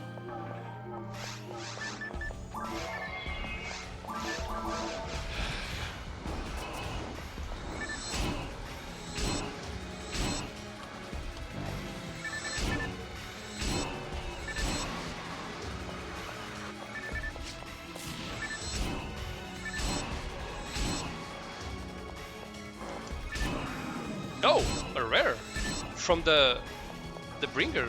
That might be a good one, right? Question mark. Which I cannot use. Yet or never? Yet. What? Is it Elysian or something?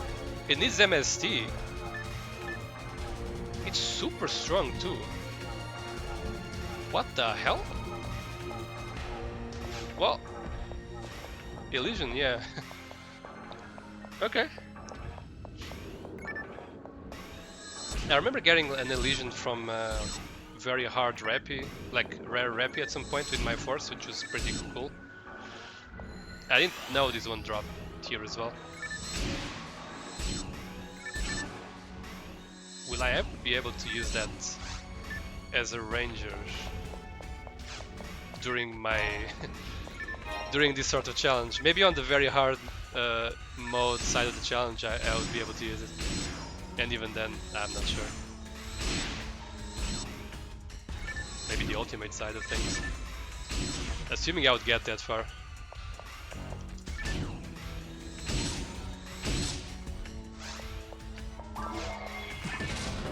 Oh! Wow. Okay.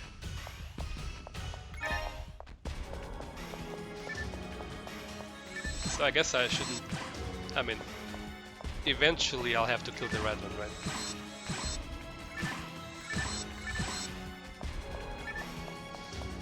Like, this is such a mind-blowing moment for me, finding out that things work in that way. I'm sure it sounds silly for someone who's been playing this game for a while.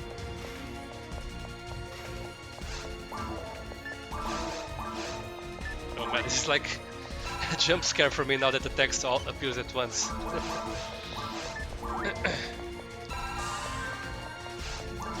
Not sure how to explain it, it's just like weird. Cool weapon that ends up not being that cool because by the time you can use it, it's relatively not strong. Yeah, I can see it. Shame that Ramar MST caps at 665 MST. Are you serious? Oh my god.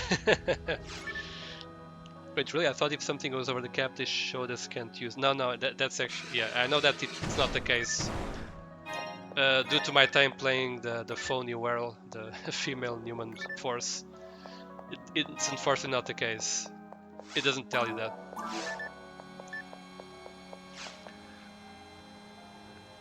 If only the Foya from its special attack would actually do damage. See previous discussion of attack scaling. I forget what was the level of Elysian's Foya, but yeah, I mean, it's like a free one, they don't use TP, but by the time you can use it, like, TP is not really... Spending TP on Foya is not really a super big concern anyways. Yeah, I kinda wish that some of these things were made better, especially I guess the weapons for forces. Seems like most of them are just complete trash. Either they boost your techniques, and do correct me if I'm wrong, but either they boost your techniques or they're pretty much useless. At least that's the feel I got when I was playing Force in the past, from my recollection. Does it have any percentage? Nope. We don't even get those.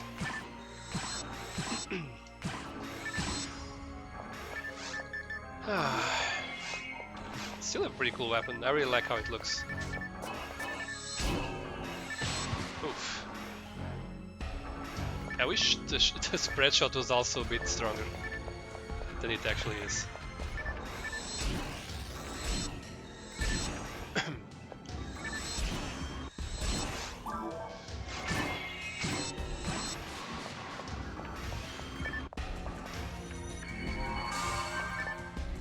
I know that I mentioned this in a previous stream, but I still remember how the spread needle was an epidemic in Dreamcast PSO.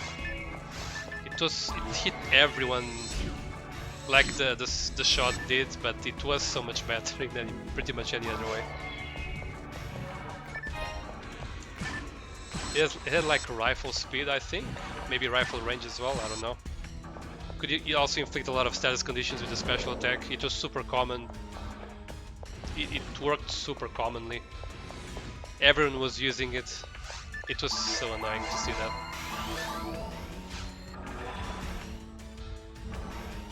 Besides damage not scaling well, the tech scale weirdly Foy ends up costing a lot more TP but not being worth it unless you're a phone. Meanwhile, Rafoy barely costs more TP at level 20 than level 1 and is way better. Yeah, but at least it seems really great to get like 20 to 30% boost to attack, but then realize that equipping any weapon does basically the same thing with its ATP. Yeah, exactly. Well, that's a bit of an unfair comparison. Level 24 is also way better, but Rafoy is so fast you don't need a simple tag. Level 34 costs more TP than Gifoy or Rafoy, if I remember correctly. Oh, really? Wow.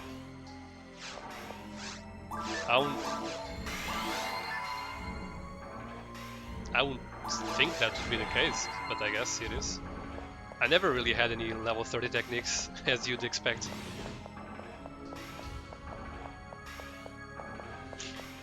Do like higher level techniques drop in rare boxes, by the way? Just wondering. Or they don't get that sort of privilege.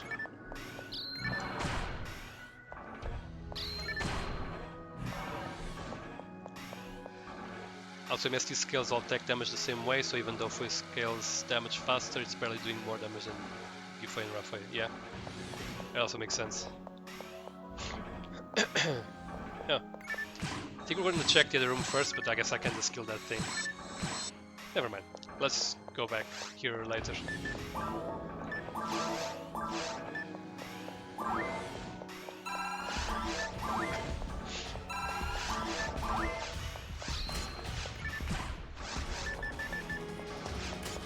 Wish I had a trap vision right about now.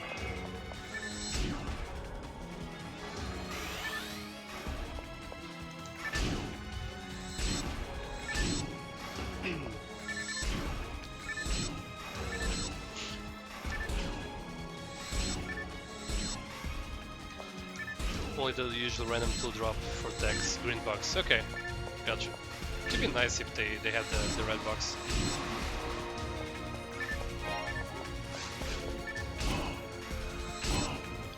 I guess it's not like a rare drop per se, like because rare drops are kind of a different sort of mechanic in PSO,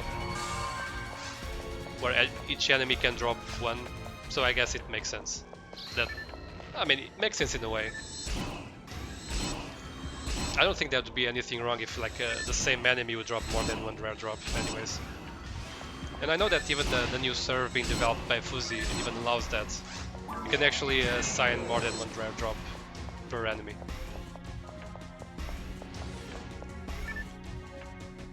Not even sure a simple mod could make a deck a rare drop, because rare drops are the item cost but not full item data. So you might be able to say part of disc but not what level. Gotcha.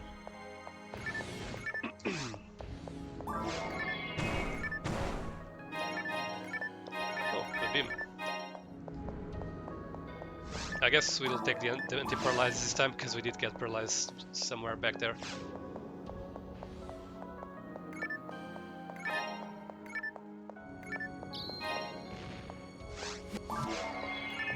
Oh, I should have pressed this thing first. Usually for opening the lights is it's that red thing.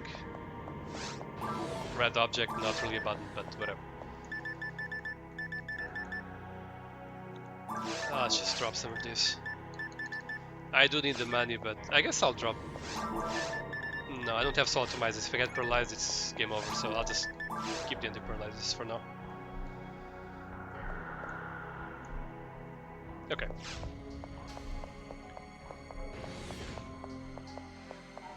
I think there are add slots and photon drops too. Oh right, yeah, those are also like red boxes, and they can drop from pretty much anything. Well, at least the photon drops can, I think.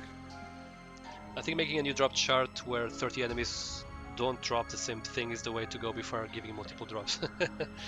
Yeah, I mean, that's... I mean, but multiple drops does make sense too, but I love having over 50% of enemies in Sherry drop the same 9-star rare. I don't know. I think in a way it's good that there's more than one enemy dropping the same thing, because if you don't get from this one, you'll get from the other one. I guess if it's in the same area, it's kind of stupid. But if it's overall different, like throughout different areas, then I would say it's fine for the same drop being in more than one place. But yeah, I got 2 Club of Laconiums today, right? I don't know if it was both dropped by a claw, but yeah, definitely.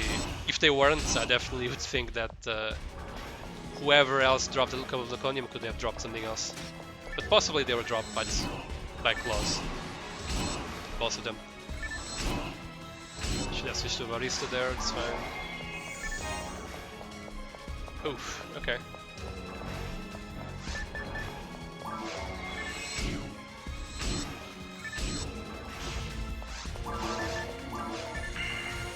Oops. That was not aligned perfectly.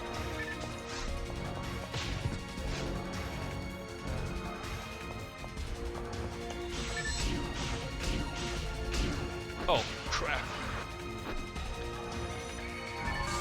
It's kind of intimidating when they do that thing very fast. I don't know what causes it, but yeah.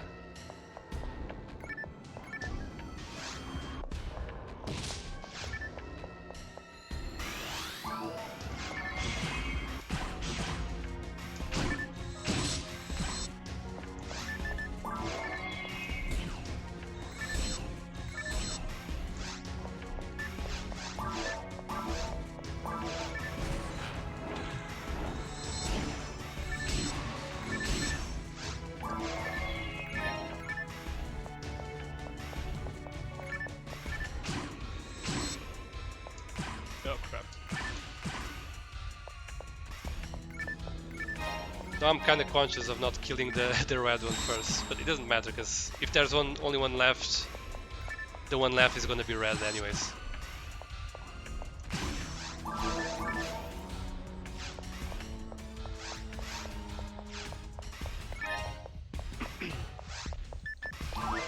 Oh, just one L saver. Okay.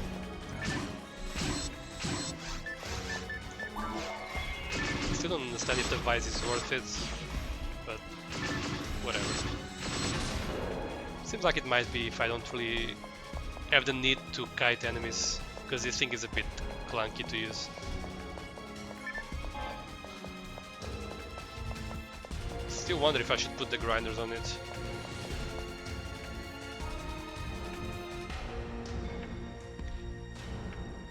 I believe that the unreasonable rare rates of PSO would be much more tolerable if more enemies per area had good drops.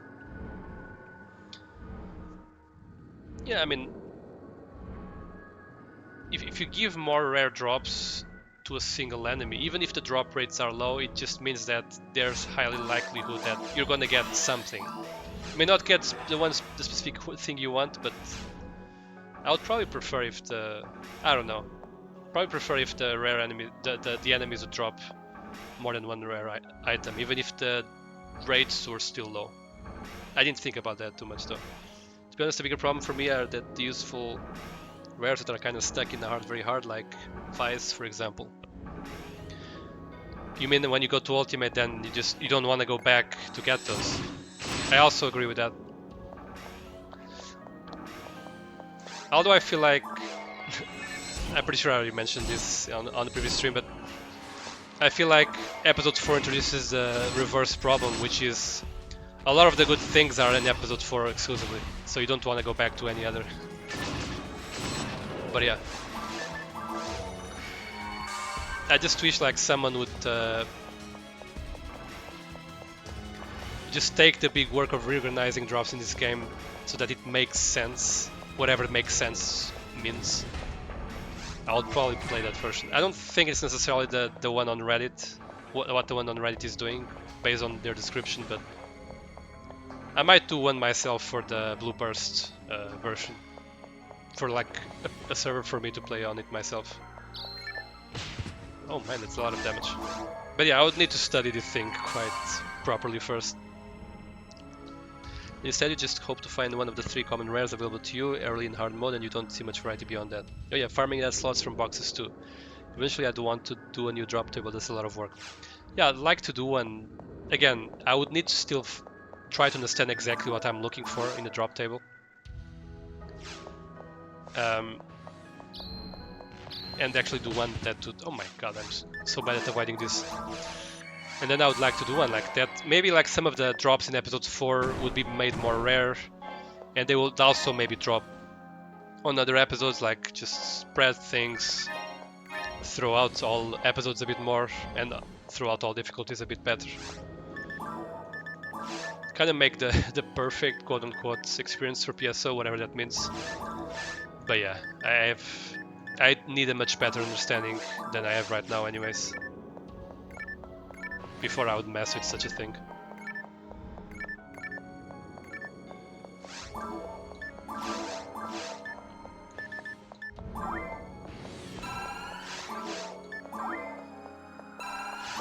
I guess we're gonna use the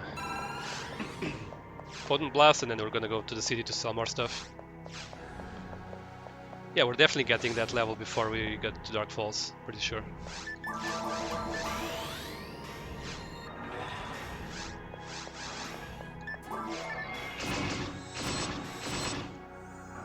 Oh, crap! Okay, he didn't jump to me. It's fine, there's probably another one though, yeah. You know what, let's just... They're probably not gonna die though.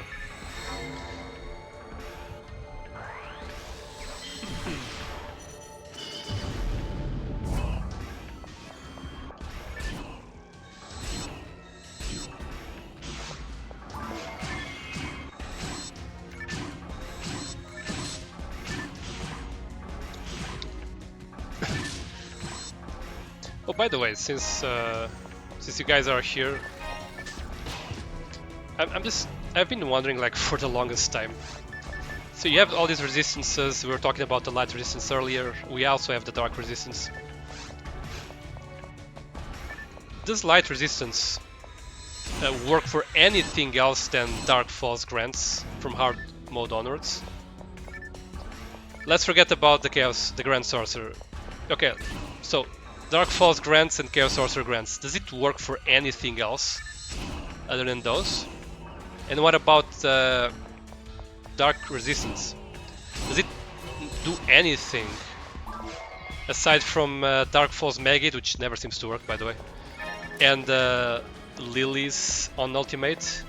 Do those resistances like serve for no other purpose than the things I just mentioned? Which in the version 1 on Dreamcast was even less, because you didn't have the Lilies with Maggot and you didn't have the Grand Sorcerers with the Grants either, so you probably understand my question a bit better if you consider that in the version 1 there were basically only one attack per each that were visibly affected by those resistances. Come on.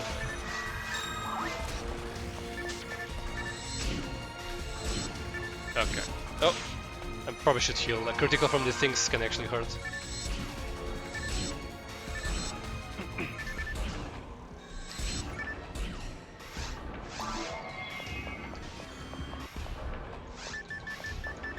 I feel like I should really optimize how I kill the gunners now that I found that the red ones do not drop rares. I feel like I've been missing on rares oh crap, from those things because of it.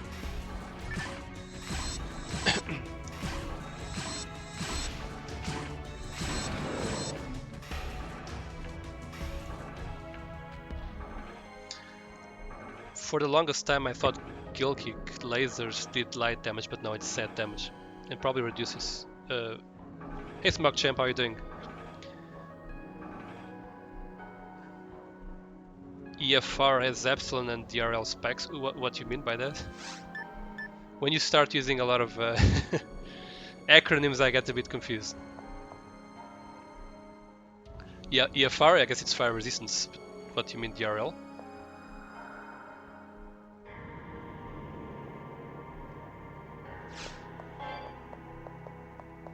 And I guess we're gonna go back here and just stock up, sell stuff, etc. I guess I can take something with me.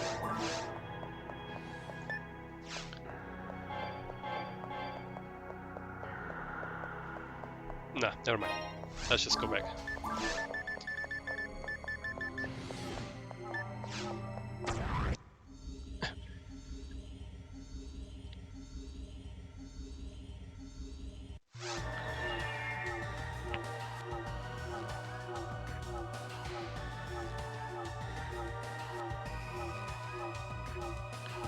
Epsilon is the boss of the tower. Yeah, I know Epsilon. I just didn't understand what you meant. I don't know if you're answering my question.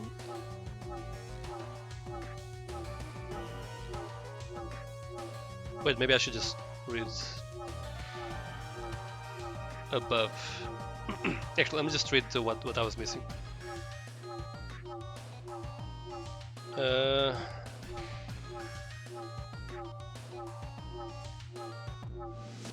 be honest, a lot of gear is also just tuned poorly too. My ideal mod is changing PSO as little as possible while fixing a lot of problems. I've concluded it's impossible not to make a lot of changes. I would agree with that.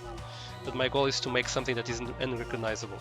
Makes sense? We want to have that those memories still there. Almost everything else, including that Reddit guy stuff, looks like it doesn't have that kind of goal. Exactly, I agree. Section ID, I feel, should be legitimately switchable if nothing else, but I think it's a relic of a simple drop system. I agree as well. At least, you know, you could just select it when you select a character and have at least a bit of information on what you're going for when you select a specific section ID, which is completely obtuse system for someone back in the day creating a new character knowing nothing about it. I do like section IDs, but they also cause some feel bad if you don't get a useful one or don't look it up beforehand. Exactly. I also like the system, but I just feel like they should just be explained by the game. And yeah, maybe allowing you to change, even if it at like a big cost, like a big meseta cost or something. I'd still think it would be best.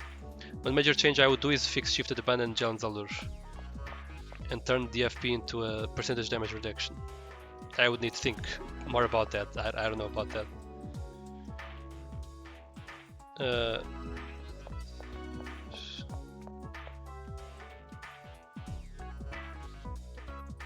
Absolutely, these are attacks that actually scale too well. Those two is just yeah, exactly. It's weird when shifted 30 increases your ATP by 47%, but your actual damage goes 2 or 3 times because DFP inflect reduction. Okay, I see where you're going from, where you're coming from. Rule of thumb: if it doesn't look like grants, then it doesn't do light damage. Okay. Changing the DFP's mechanics is probably a bridge too far to me, but Shifty is just adding that ATP instead of percentage or a hybrid is the way to go. For the longest time I thought lasers did light damage.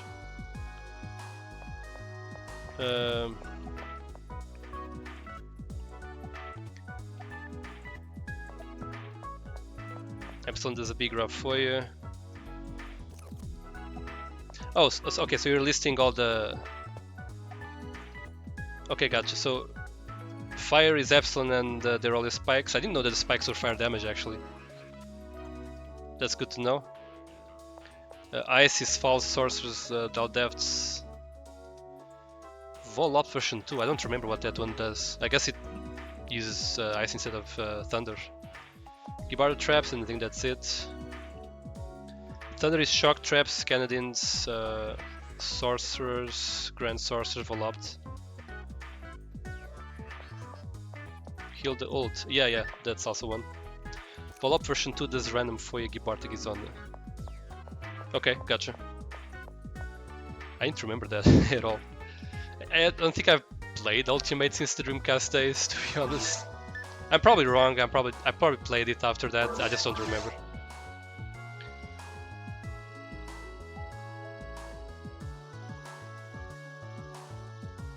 How the blue is a myth. Okay, so from my understanding, then it's correct that the light and dark resistances are just for those, specifically for Grants and Maggot and nothing else, correct? Which only 2 creatures in the entire game use. So the Lilies use Maggot, the Dark Falls uses Maggot, the Dark Falls uses Grants, and the Grand Sorcerer uses Grants. That's all, right? I don't know, it feels like they could have just sprinkled a bit more elemental attack throughout the game, to be honest. It feels kind of a waste.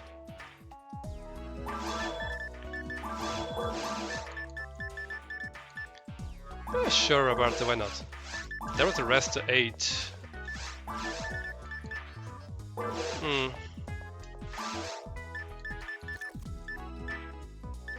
I already have a Grand Armor with 4 slots. No lights resistance, but I already have one, so that's probably gonna be fine. I feel like if there's units in the game that boost your dark or light resistance, and they're only used for a single place in the game, let's just call it a single place because, again, I'm a V1 Dreamcast guy, so in V1 there was literally only a single place where there was Maggot and a single place when there was Grants. And again, I feel like the Maggot never worked, or alternatively you can always just dodge it anyways. So it feels like such a useless stat, to be honest.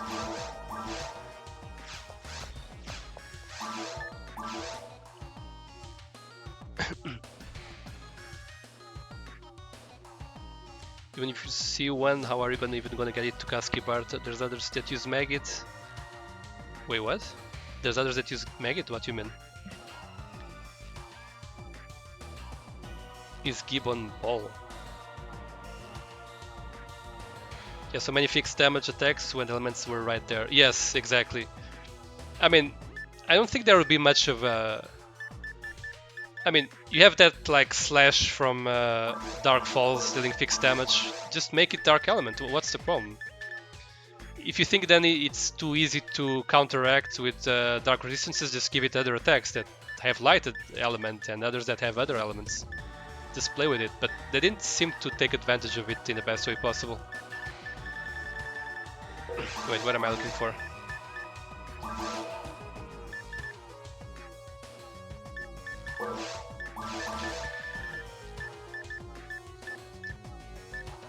Okay, so just gonna sell the worst of these ones. Daldelph in Ult uses Maggot. Oh, really? Guilds use Maggot insta death. Oh, okay, okay. But again, I'm a version 1 guy. I'm glad there's more usage of stuff, especially in Ultimate Episode 2 or whatever, but it still doesn't seem to be enough enough situations.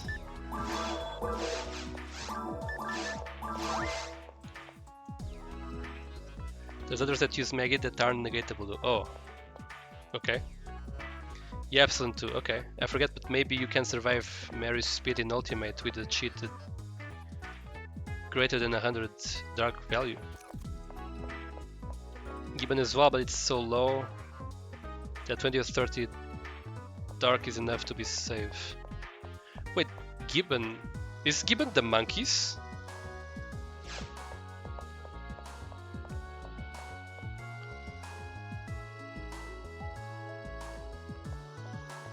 They shoot maggots? Really? Maggot being all or nothing is a crap mechanic, for sure. Zol Gibbons shoots like level 4 maggot, I guess in Ultimate, right? I guess, again, Ultimate Episode 2 is not something I remember all that well. Assuming I ever played it. Okay, let's look at the Elysian. Yes. Oh.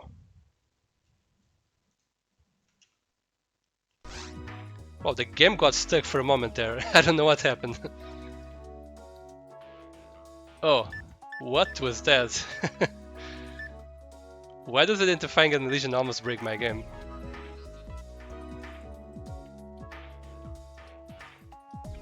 I was already like thinking that I was playing for 2 hours for nothing, but it's fine, it's fine. I have no idea why that happened. Okay, anyways, Elysian, confirmed. Firebomb, also called Foya.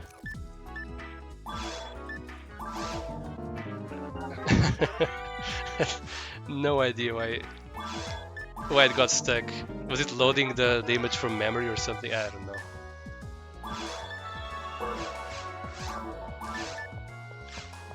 I mean, it had already loaded the image, so I'm not sure what the hell happened there. Anyways, where were we? That's why I don't play from my disc anymore.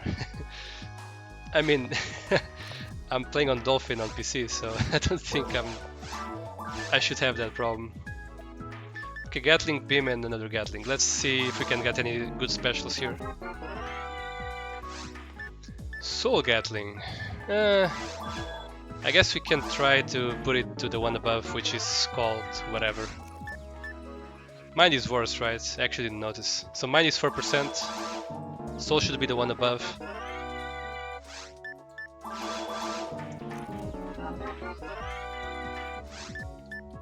No, I'm not gonna get Soul, am I?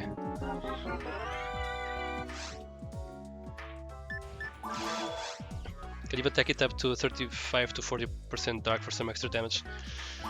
Correct me if I'm wrong, but the percentage only affects the added ATP. So it only affects the ATP added by the weapon, right? Which means, considering it's a mechan type weapon, it doesn't really give you much ATP. So I feel like the percentage is kind of irrelevant. Is that correct? Oh, the beam. Okay, gotcha. In version 3, that is true, yes. What do you mean? Was it different in previous versions? Again, I keep saying I'm a V1 guy, but I also didn't really take a very scientific approach when playing that game.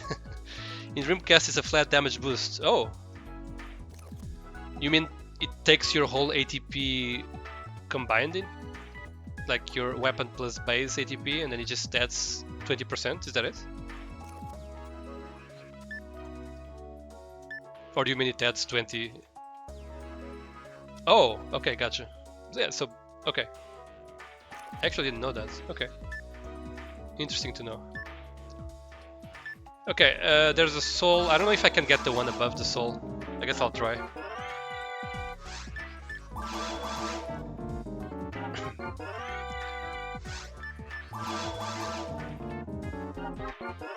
I may actually save the conversation from today from the chat, because there's a lot of information that I feel like I'm gonna forget. Oh, heart. No, that's even worse.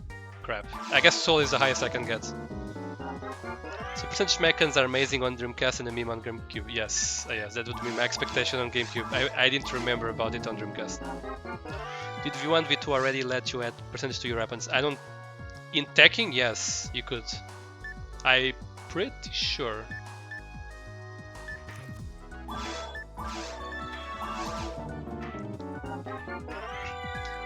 If you mean... Because there's some way in episode 4 to add the percentages, right? To weapons, I think. Oh! Geist! Sure! Wow. So I was trying to go for a soul so hard, but I got the Geist on the other one from the start. And Geist is the highest, so there was no point trying to get better one.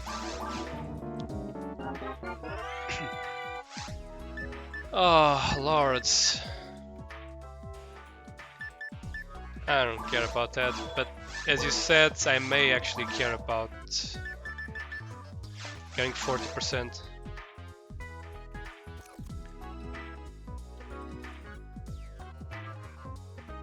Yeah, I'll try to get 40%.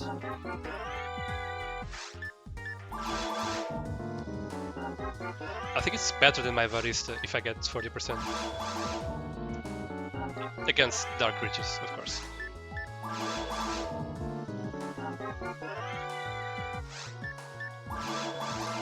Man, that that point when the game was stuck, I was like, I don't know, I felt even more sick than I am right now.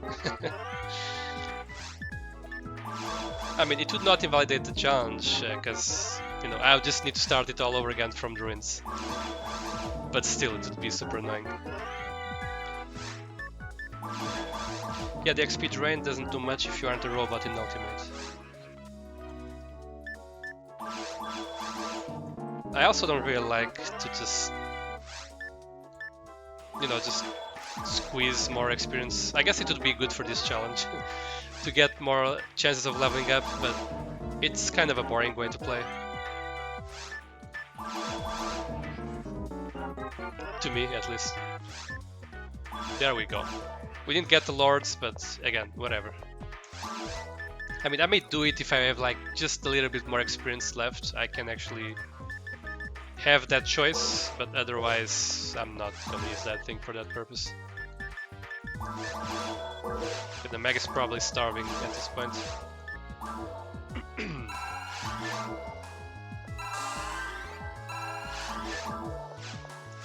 And kinda so am I. I guess I'm gonna eat something after I'm done with Dark Falls.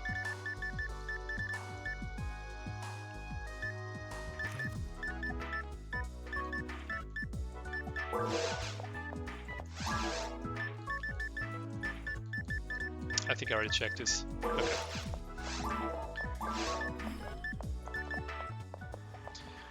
Okay, I wish I could use illusion, but that's apparently never happening at all. Never. So it is what it is. I guess I'll take one. I can sell the telepipe. I don't think I need it.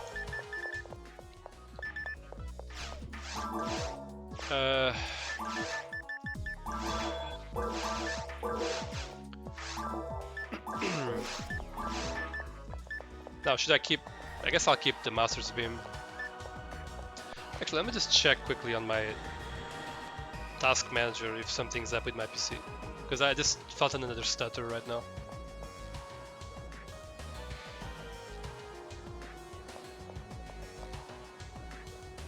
Everything seems fine. Just Dolphin and OBS. Pretty much. Okay, whatever.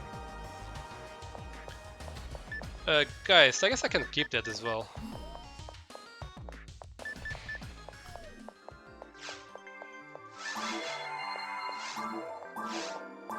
I'll keep both of them, whatever.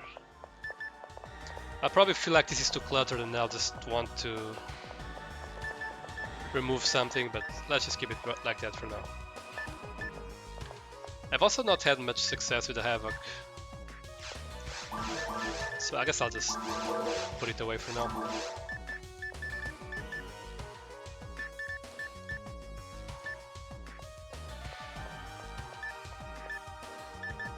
We'll just do some quick math here, so this is...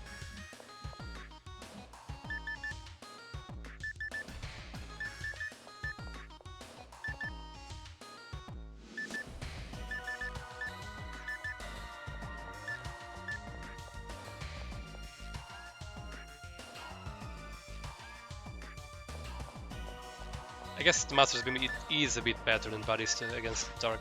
Not by much though. I guess by that logic I'll just put the Barista away as well. 40% Beam should be a bit better than 0% Barista. Beam also has a lot more ATA. Yeah, that's also true, for sure. How was it? 165. Yeah, it's definitely significant.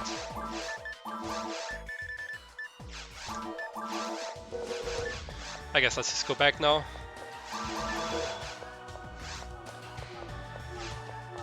Man, to think I'm not in range 3 yet. It's kinda insane to me.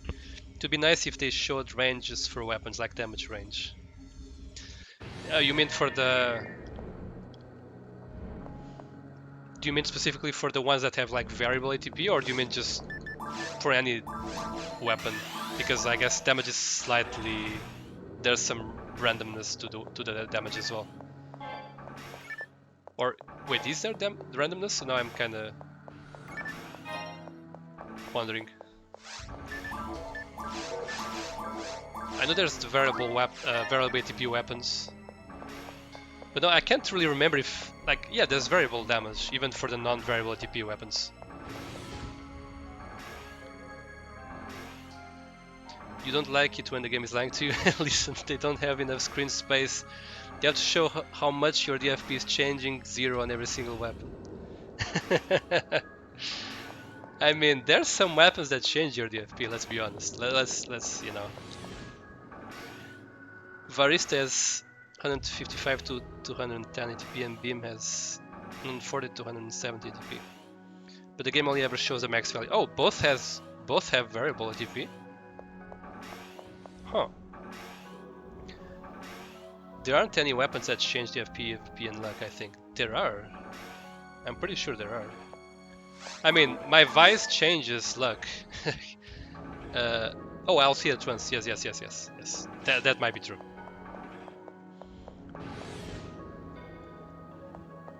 But there's also some that change the defense and evasion separately. That's also for sure. I think Varista changed it, added to my evasion, if I'm not mistaken. And the launcher decreases my AVP. There's a lot more examples as well, but yeah, all three together, I don't think so. Unless it's some episode 4 weird item. I don't know much about those. Yeah, shots decreased, and I think Roz might affect it. Yeah, definitely... Oh, there's no traps. There's some force weapons that affect it. I forget which ones and I forget if they add to it or decrease from it. I don't remember.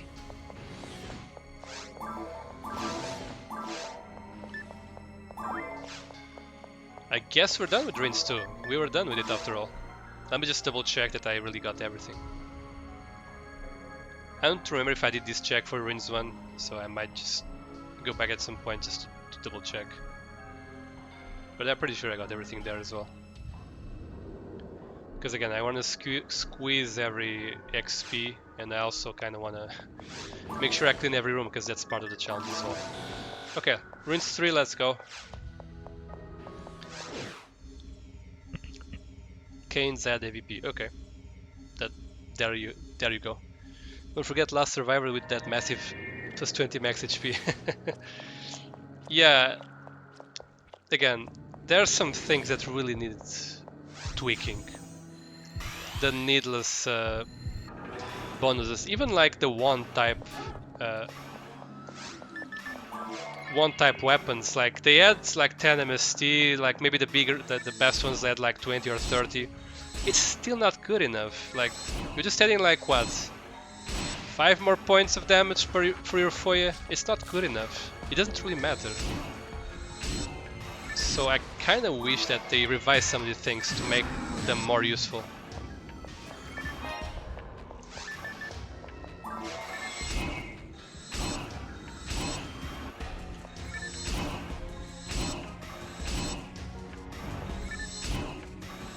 If I miss, I get knocked out, but I didn't miss. Okay, kill the green ones first.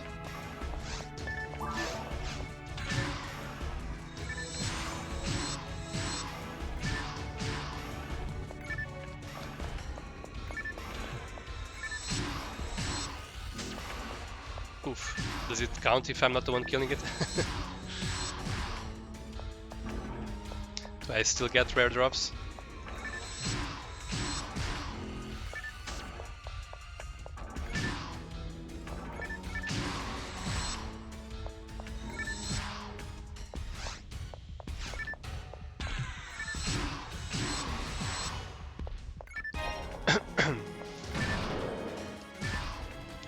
I'm still mind blown by that knowledge of the Death Gunner. Oh yeah, why don't we get an HP stat display on the equip menu? Oh right, we don't have that, do we? Yuji Naka. So Yuji Naka is... I was gonna say he's too busy doing what's that game called? Ball in Wonderland, but that's been like long released and failed, and he left the company. I kind of feel sorry for him. I think he was kind of sort of bamboozled over there from what I've been told, but yeah. And they only add base MST, so they stop being useful once you hit MST cap, which is pretty easy with Fomarl and... You said Fomarl and Fomarl. I'm guessing you mean both humans, right? Doesn't matter who or what kills it. Okay, gotcha. I'd be curious to hear more of your ideas on how to tweak texts and things like that in the future. At some point I want to dig into learning code changes for the game. Yeah, that'd be an interesting conversation for sure.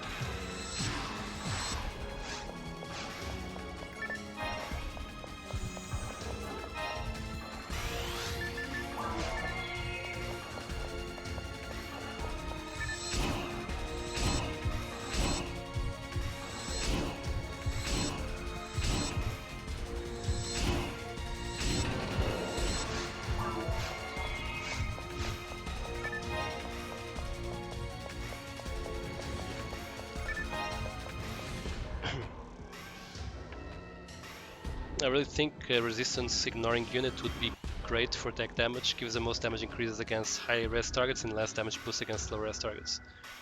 Just fixing techs do not need that also helps techs be more relevant on non-forces, which I think would be good for making Humor, Huni, Ramarl cooler. Find a way to make level 15 techs more useful without requiring force MST stats. I would see that unit more like the equivalent to God Battle. Implement Humor, Huni, and run you well in your mod, please. I would play that mod for sure. Sometimes I do wonder like how these characters would look like if Sega like reimagined them in today's date, let's say. And no, I don't think PSO is good enough.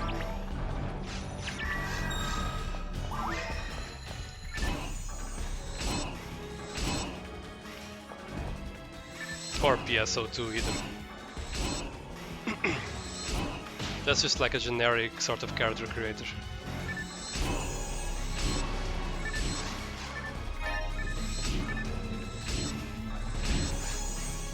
I was ready to use Monomate just in case I don't survive the rough way.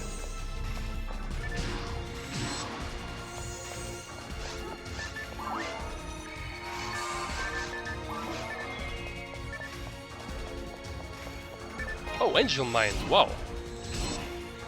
I mean, I'm not a force, I shouldn't be that happy, but it can still help me get techniques way ahead of my level. And it seems to be kind of a rare unit, I could be wrong. Playing a full cast in PSO2 felt wrong. The Hue ones are in PS0, I believe. Oh, really? The raw ones are in PSO2, I believe. Then focus, yeah. I should just put shift on.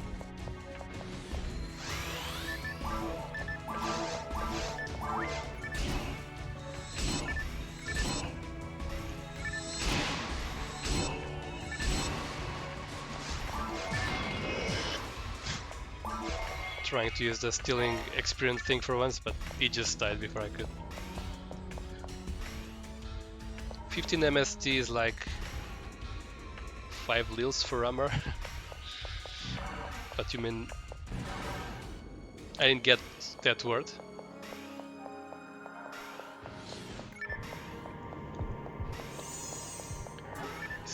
Oh, this is the poison area. So I guess we should do this room first. When I was a kid buying PSO Plus, I thought they would have some of those classes, but it turned out to be something else. Yeah.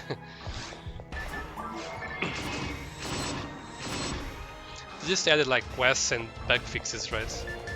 I don't know of anything else they did for the Plus version.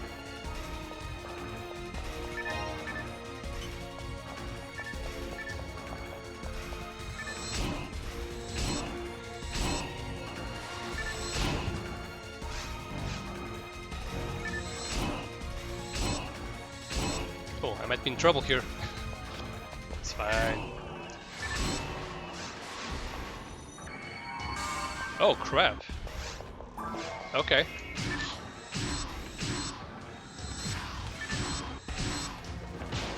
Oh my god.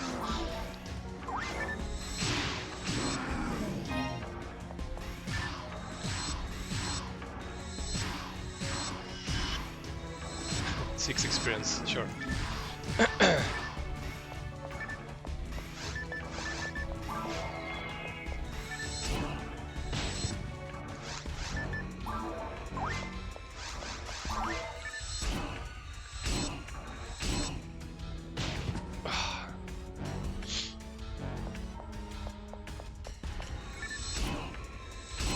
Let's not get a critical hit, otherwise we might really... I guess I can just heal.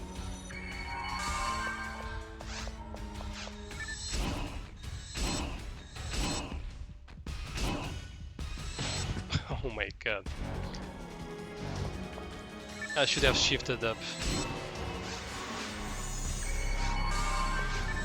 Oof. Yeah, I should have shifted up. Unless... Oh, right on time.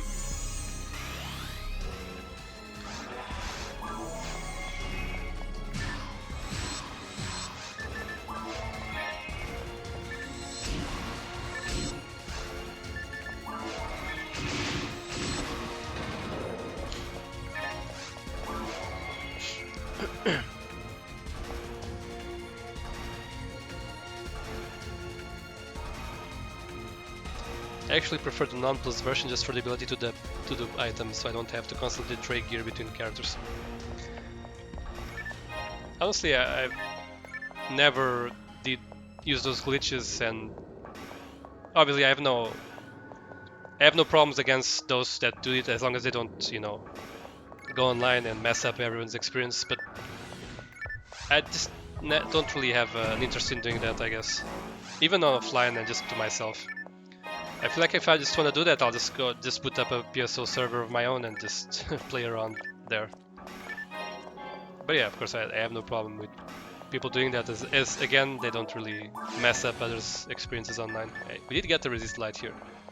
I don't think this is good enough. I guess I'll use the luck material. Let me just check if it's something I can use. Yeah, I can use up to 35 luck materials according to this guide, and this is the first one. Yeah, I mean, you can't clearly tell it's the first one from my stats. I think a general arm is like worse than a marksman arm plus or something, which is kind of insane. General arm minus, I mean. Anyways, let's keep going.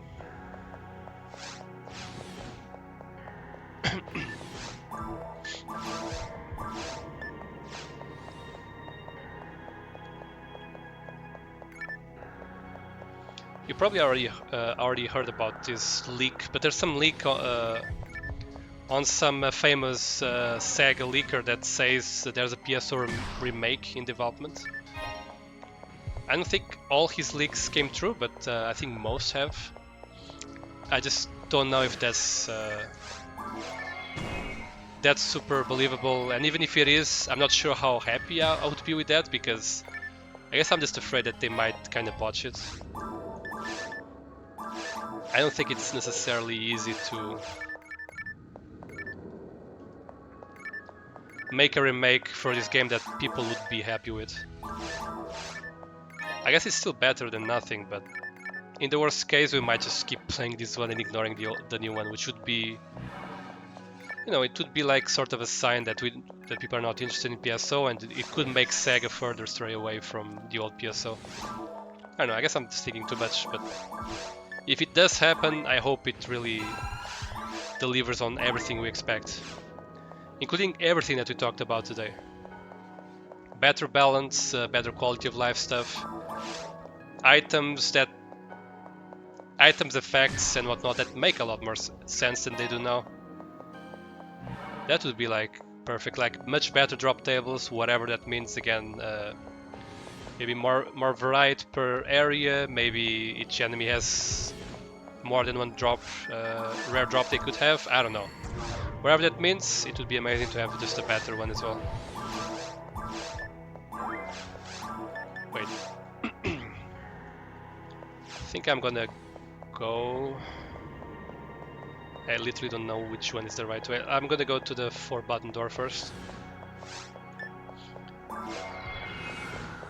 Let's see if I can reliably gain TP by using this thing.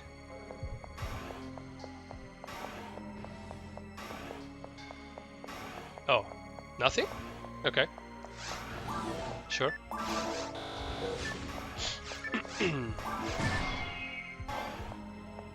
Oh, there's now people back there. Oh, you almost got me. General armor 3, okay. Guess we're gonna drop some stuff here.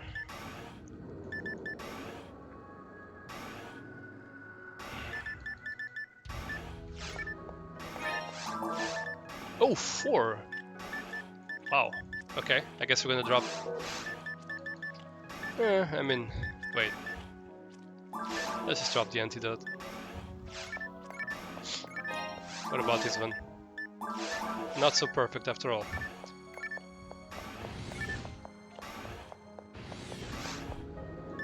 It's not the ideal place to get my TP back. It's slow. It's slow enough that I don't think it matters all that much. It's really slow.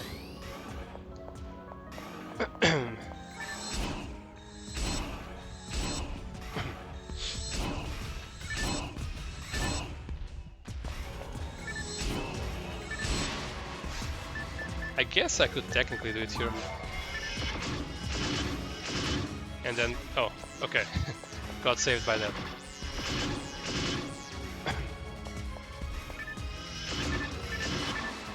Oh, that still killed it quite faster than expected. Anything else?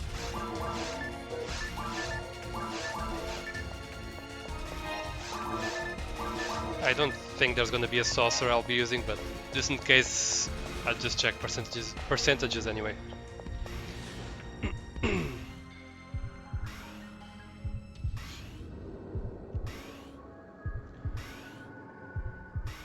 Yeah, no giving people items that you duped is just scamming. Yeah, exactly. Something PSO related, I think. Must be an episode 3 remake. I thought I read specifically that it was a PSO remake. It didn't mention episodes, so who knows what that means. I would think that if they remade something, they would remake episode 1 and 2 though. Maybe even Blue Burst, make it an offline sort of thing, with maybe a server that you can log into. I don't know. The previous leak I found not credible, but this one corroborates it.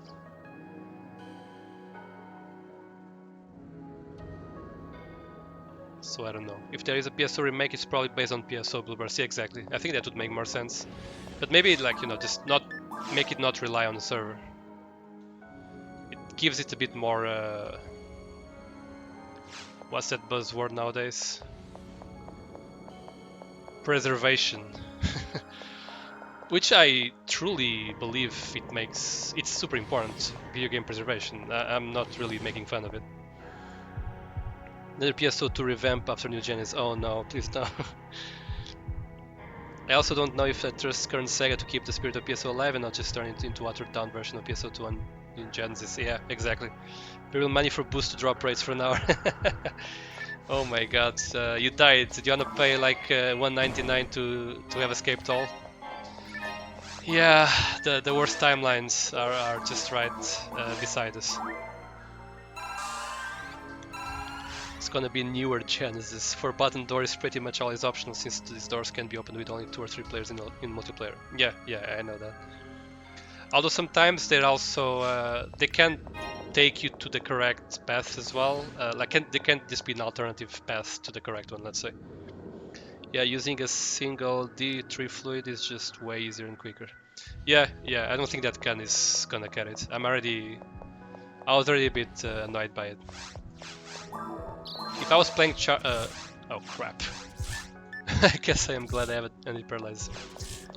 If I was playing challenge mode and I didn't have any other, like, if consumables were like not aplenty, I guess that would be still pretty decent, otherwise not really.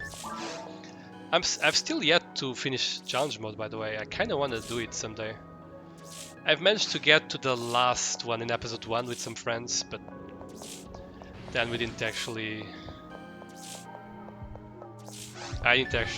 get to finish it. Life got in the way, I guess. WoW had it so you could pay to create a max level character rather than level 1. I don't see Sega not turn this potential remake into online only. Really? I mean, because the old Blue Burst already was, and Sega is aware that there's private servers and whatnot, and there's some demand for this to like be accessible even when online servers are down, when official servers are down. So, I mean, I understand. Like, Sega doesn't really necessarily care about the consumer; they may care more about making money. But if they care about the consumer, they would. Alright, because then you'd be able to hack yourself into the game, to hack your way into the game, of course, yeah. So offline is not gonna work, yes, because people are scammy, they will just hack the crap out of the game, yes, of course. What was I thinking?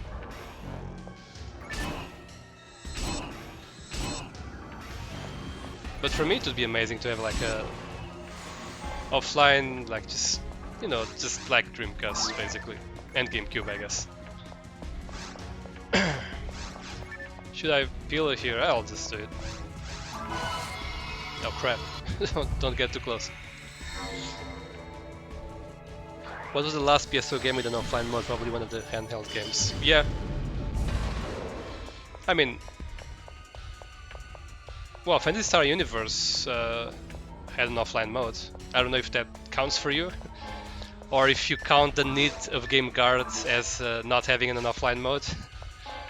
Which, you know, it has an offline mode, but if you don't have, since the Game Guard servers are down, you cannot actually play the offline mode. So yeah, I don't know if that would count well enough.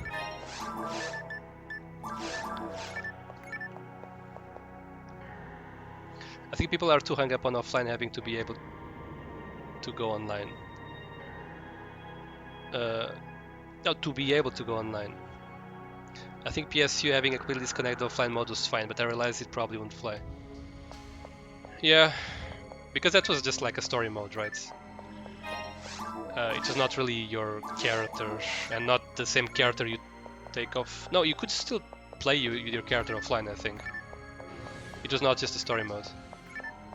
I don't really recall.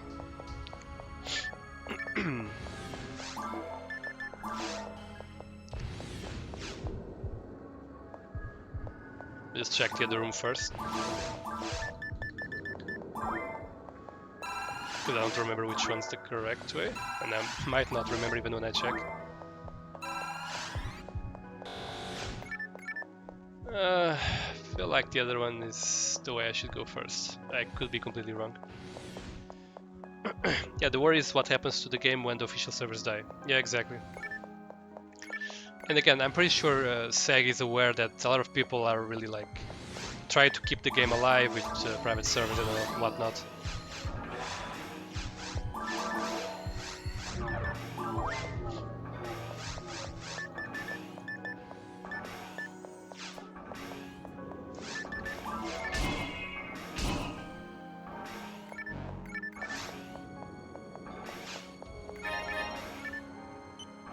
Alright, I kind of wanted to just sell stuff, so I'm just gonna go do that right now.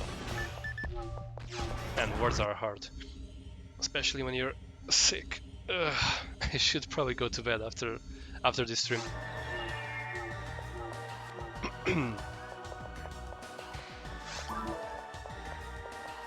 I guess the worry could also be about hacking, because if things are saved on your hard drive, assuming it comes out for PC, that's another story. If they do a PSO remake and they lock it behind the PlayStation or whatever, I would be super sad. But I believe Sega is betting on multi-platform for a while now, so that's probably gonna be fine.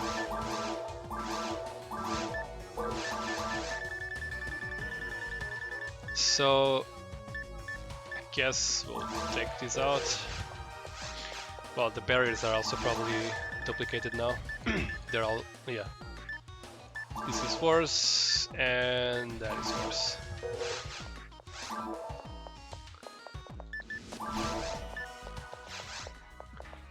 Almost leveling up.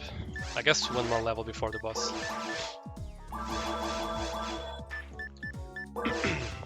Okay. I guess the first one does not have percentages, so unless it's a very good special, which is not, I'm not gonna insist. Even this one, I probably will not soul. I mean, the other one, the Meccan has reduced specials, right? So a Geist Beam is still gonna steal more TP. I mean, no, because the other one hits 3 times, so I think I'm just gonna get rid of this, whatever. I don't think having 30% on native would matter all that much. So yeah, whatever.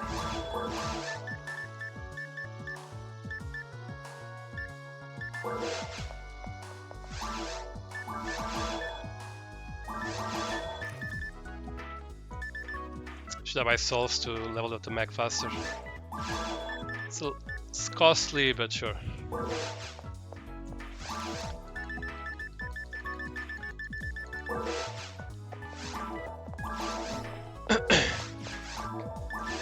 I mean, I could go to the hospital, let's just buy a monofluid and use one. The hospital would also remove my shift in the band, so That would also not be ideal. Actually, now that I'm here, let me just check Ruins 1, just to check the map, to confirm that I really got everything, and then we can take another look at the shop to see if anything good appears. Because I really want to make sure I completed everything. Every room I'm in. Sega would probably use the excuse of cheat hack protection for online only. But it's not like online games don't have cheaters. Yeah, they do, but it's harder to cheat than just hex editing some file for offline saves or something. But yeah, eventually everything will be figured out and it will stop mattering. I guess, I don't know, honestly, when I, like, in the past and present and likely in the future, I only ever cared about playing PSO either alone or with friends. I did play with randoms at some point in the Dreamcast, but it wasn't great to have some like super high level person just come in and destroy everything with a spread needle. So I just kind of like to play more with friends than just randoms. So this is to say, if the game could have like an online sort of ad hoc mode where you just create a room. I mean, that's how it works right now, I guess. I don't know what I'm trying to say. I guess I'm trying to say that uh, as long as it allows me to play with friends, even if there's no server, like we just connect to each other, like peer-to-peer or something, I don't know. I would be already super fine with that.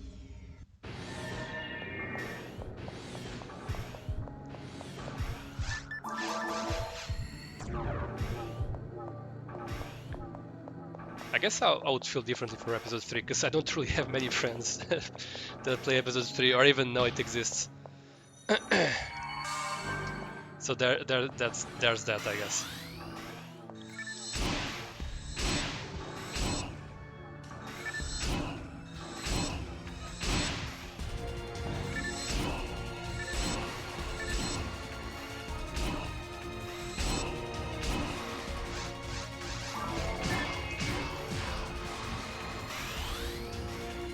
Crap.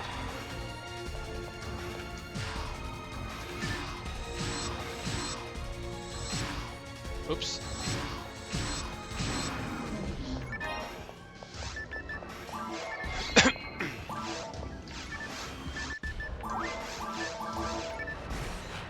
Oh, please don't kill me.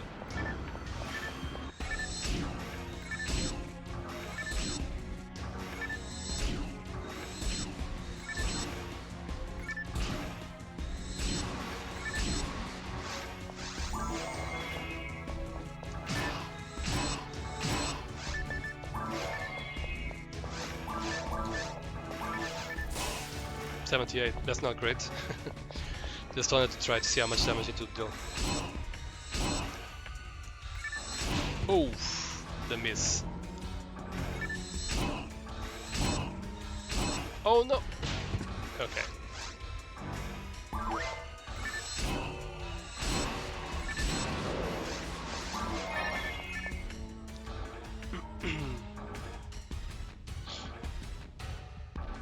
Not 100% sure how it works with Geist, but Gush HP drain, the actual amount drained isn't reduced. Only the max amount that can be drained. Oh, okay. Maybe that's the case. I do only playing on playing solo as well, but I like to have the option. Yeah, that's true. That's true. But again, if your option is playing with friends, like in a sort of ad hoc session, I would honestly be super fine with that. I just wish the game didn't kick you out of the lobby every time you finish a quest online. Oh, does it? Really? I need to remember that. It's been a while. Actually, let me just put my phone to charge because it's already almost out of charge. I'll be right back, just a couple of minutes.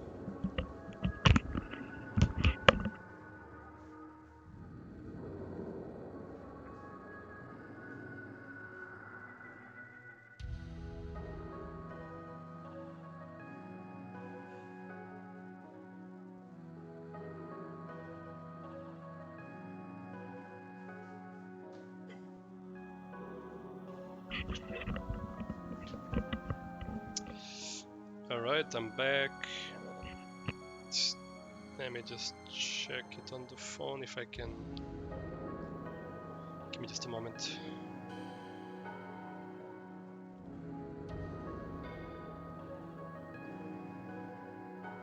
Twitch is asking to be updated, and not now, later. Okay.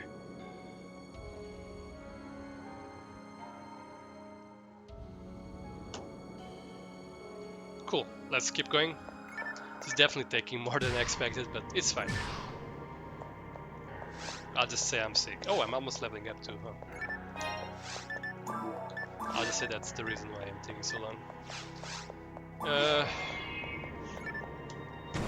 So we got a rare every area we played on the hard mode challenge for the ranger, and in this area we've already found at least 3 rares from my recollection. So that's actually kind of cool. I wonder if I'm gonna get any others. There's a lot of blood in this room.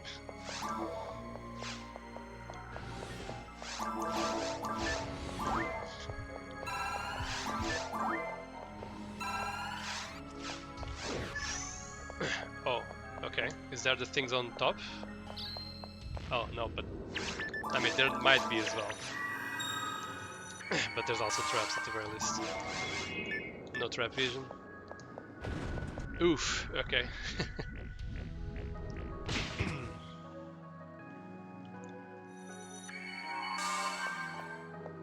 There's traps here for sure, right?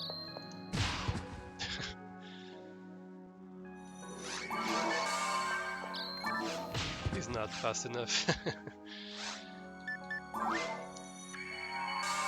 I guess I should just do that instead of being a dumbass. Actually, let me just go back through the warp. There's some warps that when you go back they take you elsewhere. I don't think it's gonna be the one here. I think that those mostly exist in... crap. They exist mostly in like challenge mode and whatnot. The weird teleports. Yeah, this is putting me back where I came from.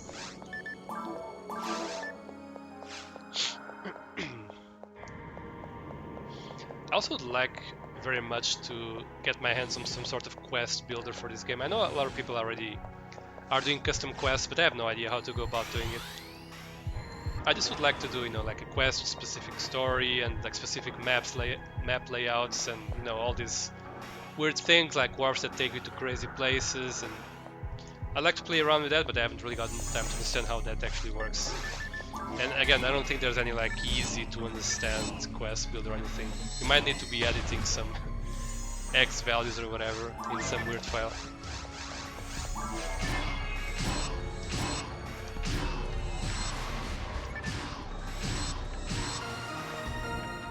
There it is. No ATA for the ranger, let's go.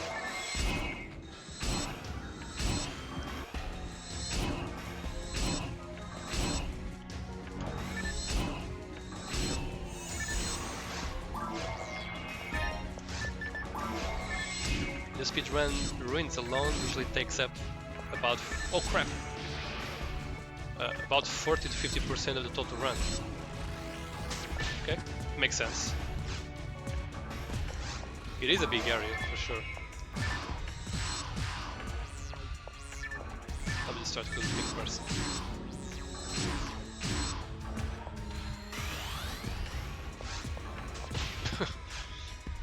Did I expect to not get hit there? Oh, they killed the Balrog, okay. Sure.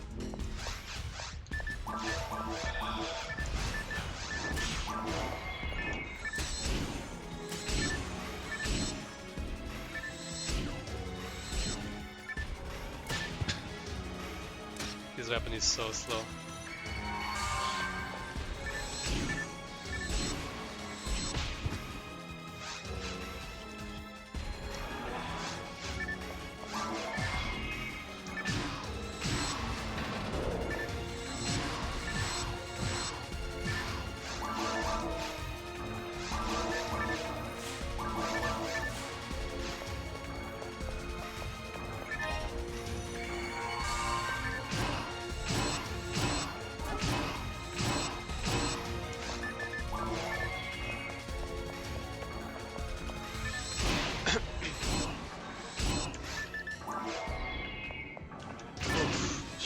Out at the wrong time. It's fine.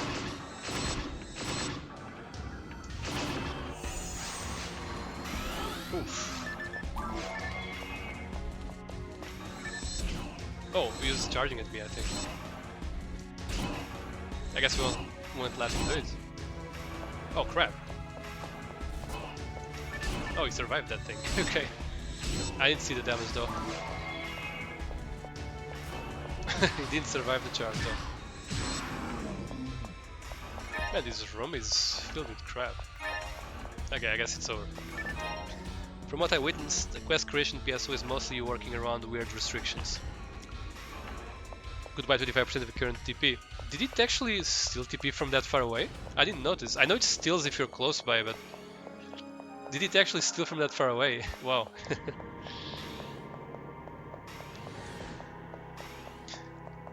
Yeah, I would say that's probably some restrictions to quests, but I'd still like to take a swing at it.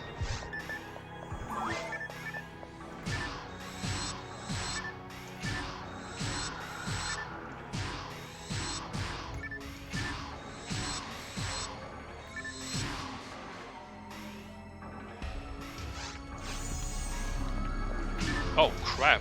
Okay. Guess I should have just left the room, huh?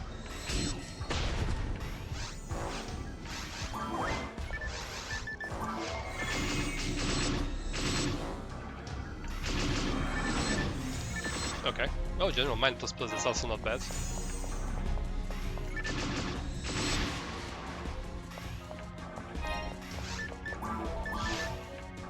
Not quite angel mind, but good enough.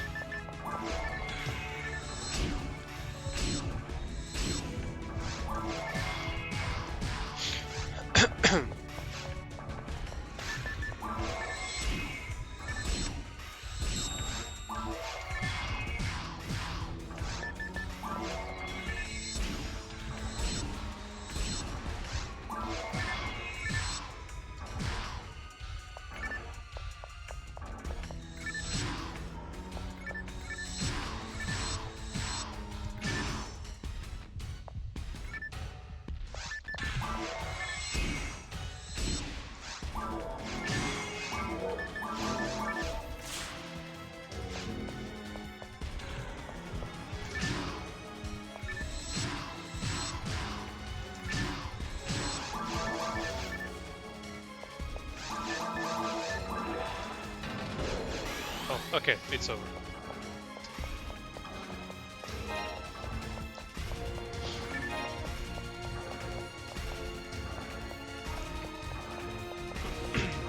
Bringer Drain has massive range. Okay, I didn't actually notice.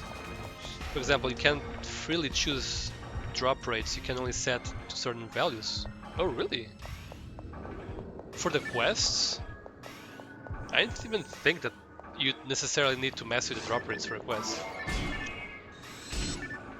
Wait, does that mean that they don't... Like, for offline quests, you know, the usual like Concealed Door and all the classic quests, do they have different drop rates? Do they not drop rares, for example? What's going on with that? Oh crap! It's fine. Because I know that there was some glitch or whatever about rare drops in certain quests, but I don't really know exactly what it is about.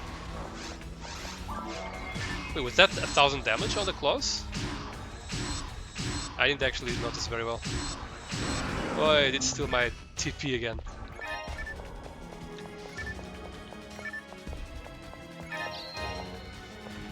Another paralyzes mine. Which, I guess I still had Soul Atomizer, so it would be fine. Sorry, I'm a bit out of it, just wanted to double check I didn't miss anything important.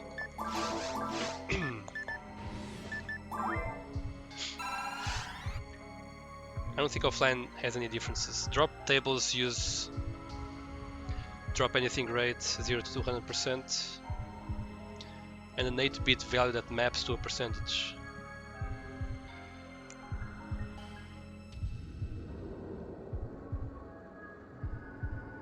Gotcha. But is it different? How is it different in quests? I guess I'm not really understanding. So you could theoretically change, but if you can also leave it as is, right? You can just create a quest and leave the drop rates the same as exploration modes, right? And you can change stats, and in no drop tables could be changed by quests. Okay.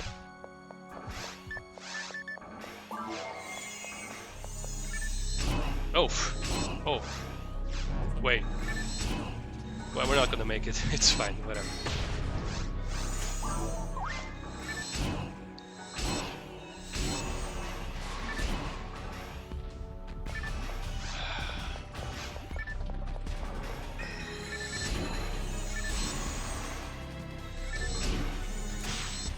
No, I actually blocked something again.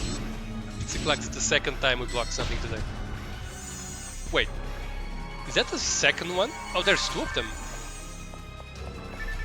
Did the second appear later, or did I just miss it? I'm confused. Yeah, anyway, they're both dead. Whatever.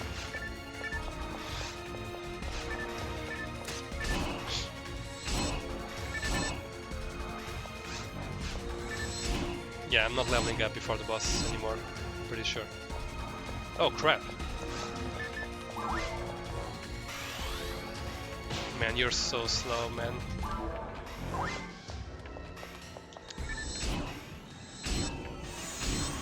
Oof. I really like these rooms where like you kill a wave of enemies, but you don't kill all of them, and then more spawn. It's kind of cool, makes things very dynamic.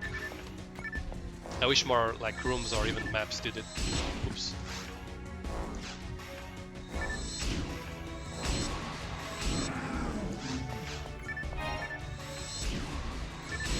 I guess in this case it was the bringer triggering the other enemies.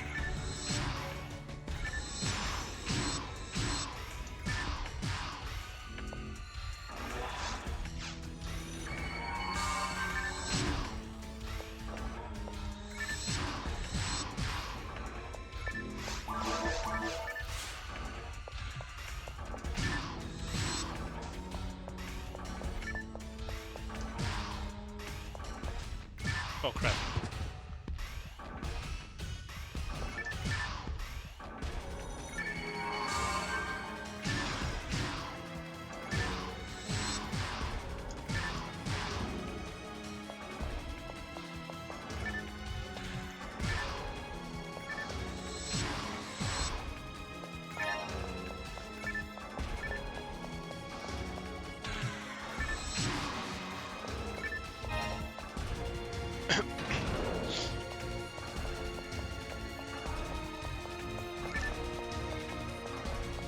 Alright. Oh, is this the corridor to the last room? It is, I think. Seems long enough at least. I have a healing thing, okay, cool.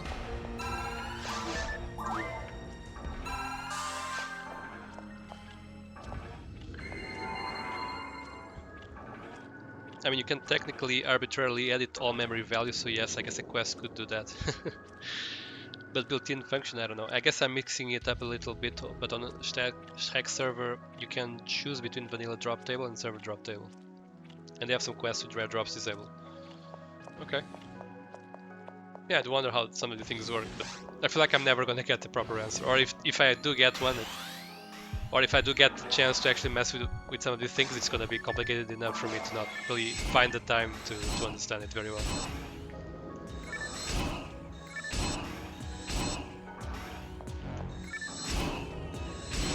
Oh crap, oh, I'm gonna get hit. No, no. Just kidding.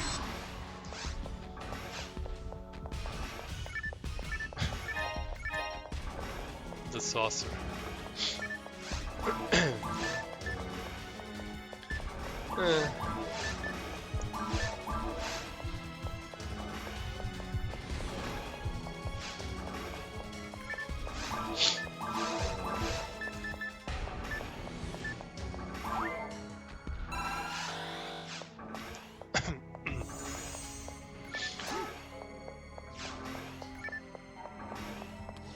Oh crap.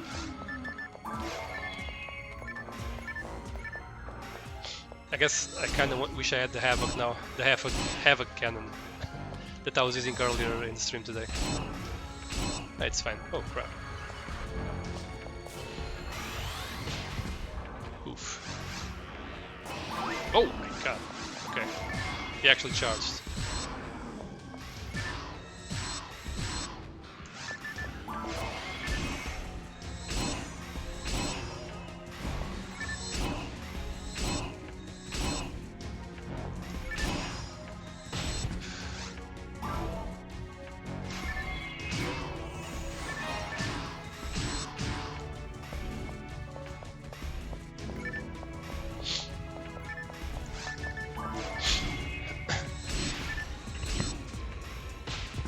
Oof, I was not paying attention.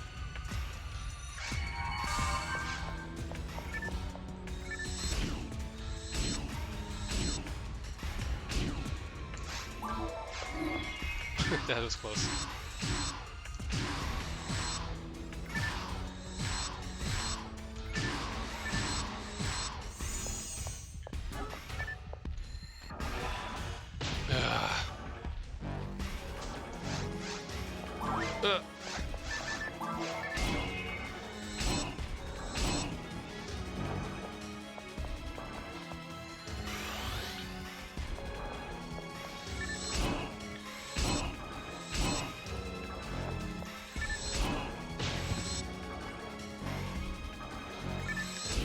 Oof.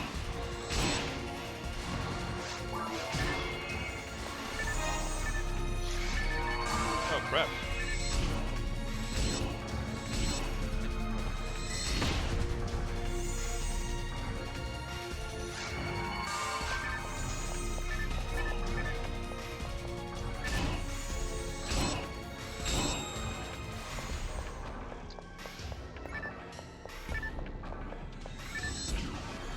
Oh.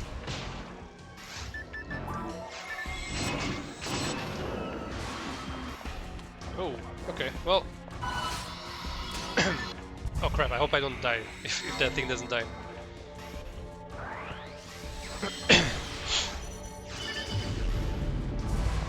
He didn't die, but neither did I. Actually, it's too early to say.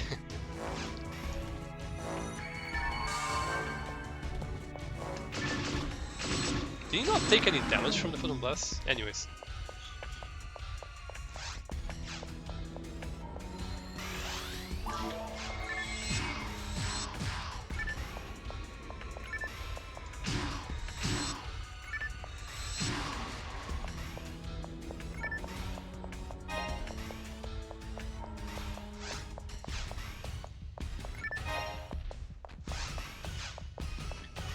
Yes, we're done? Question mark.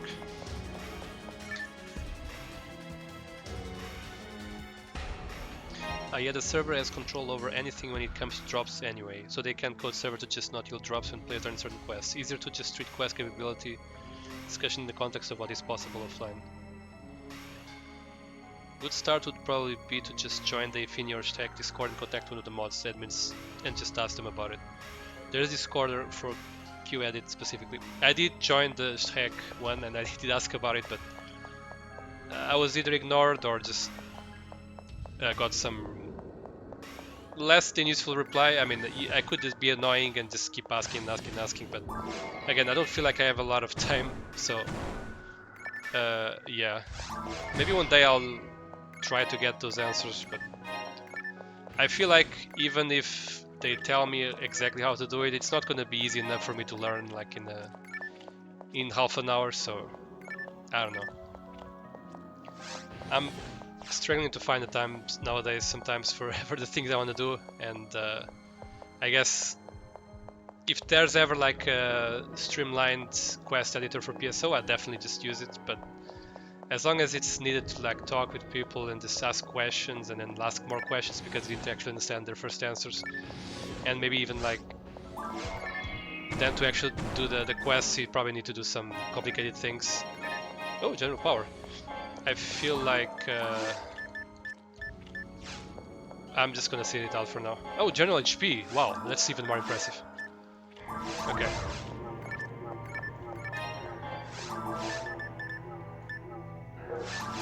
I guess we're gonna go back anyways. I guess we can give it that so that we also decrease def.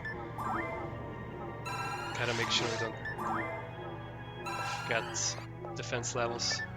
I think I got the defense level by mistake in one of the other characters on my challenge. I don't know if it was the hunter or the force, but yeah, I think I did it by mistake, but whatever. Yeah, and I know there's a Discord for QEdit specifically. There's even like some wiki page or whatever. I was there at some point. But again, I feel like every answer I get steals like 10 more questions. I feel like I'm just really lacking the basis, and I don't really feel like I have a lot of time for this right now. But definitely any help is appreciated for sure in understanding how this works. I didn't mean to equip that one, but eventually probably I'll still want to equip that one. Yeah, for sure, because I need to survive that thing. Yeah, let's prepare for this right now. Another change, Layla Poison Blast should also feel TP and not just HP. Yeah, I mean Layla seems super weak anyways, so I think it should. I think it should just heal even TP. I was gonna say heal TP for others in your party, but I guess if they contribute to your Poison Blast, they will have that effect anyways.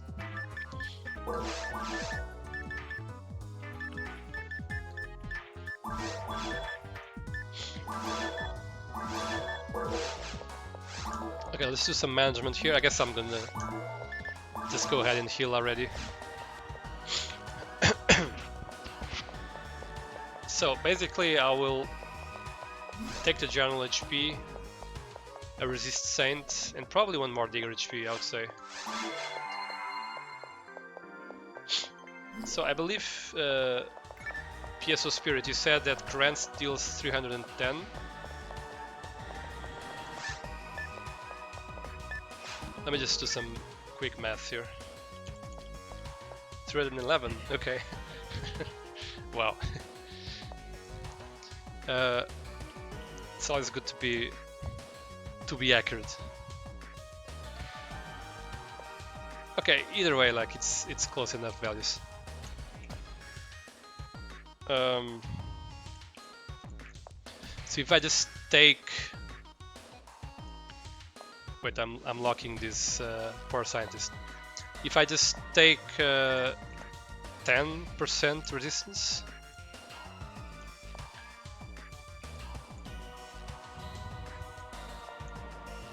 I'm taking 279 damage. So I would need, even with 2 more diggers, I won't be surviving this. Man, this scientist really likes me.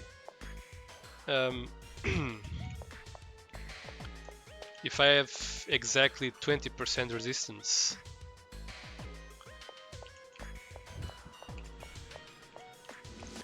I'm taking 248, below 250 as you mentioned. I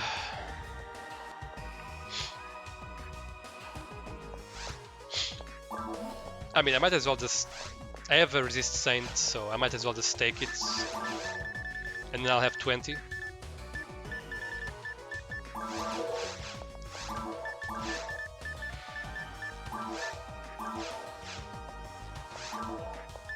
Right? Yes. So with this I should take 248 damage if I did the calculations correctly. So I should survive. And I should also survive the fixed damage attack because, you know, it will deal 250 damage fixed. So I think I should be fine.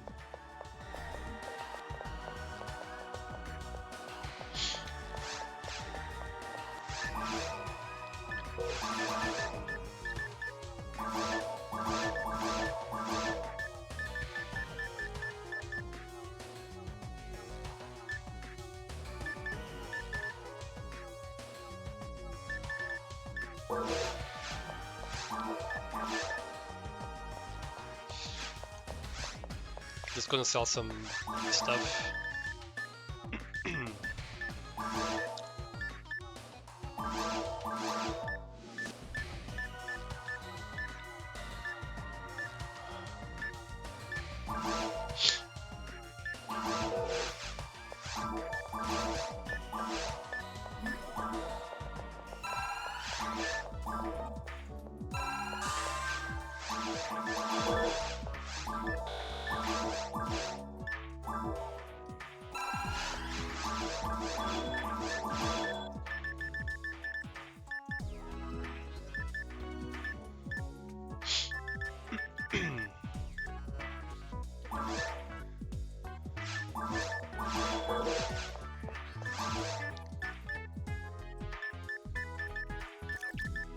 full armor. That's still a ways off. So we sell all this crap.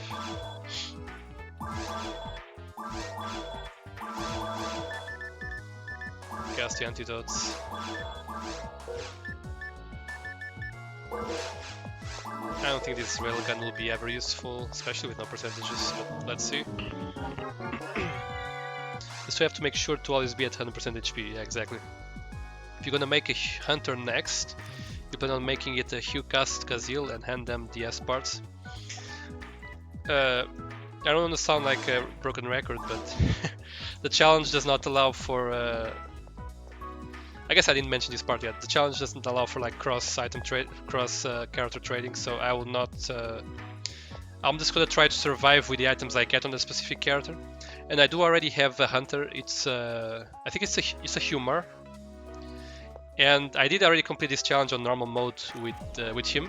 It was actually the easiest to complete that challenge with.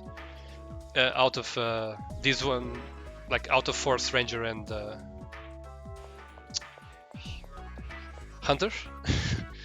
And sorry, I'm a bit slow today. They're basic.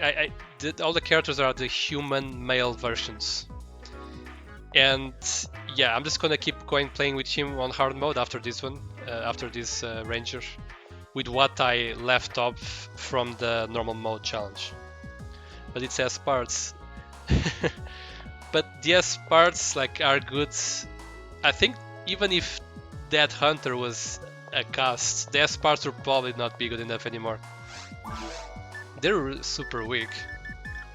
I mean, they're decent for the level you can equip them at, but unless I'm missing something, they're super weak shortly after. They become like literally just worse than the common items.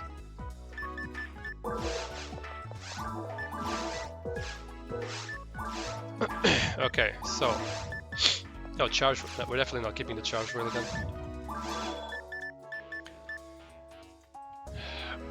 Is launcher useful? I guess to kill those rotating things. Do they have a name, by the way? Those rotating things. I'm sure you lore rich guys might know about what that thing is called. The rotating spiky thing on Dark Falls. I guess guys not super useful, but in the case of some emergency, I can just keep it. If I'm out of fluids and stuff, it could save me. But if I'm out of fluids, I'm probably dead anyways. Yeah, not necessarily.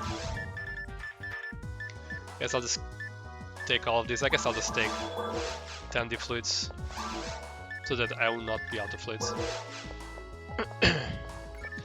Darvans, okay. Does the game tell you when you target? I don't remember. Defensively they aren't great, but 15 ATA is worth like 30 less. What? It gives ATA? I didn't notice. Wait, no, it doesn't give ATA. Right?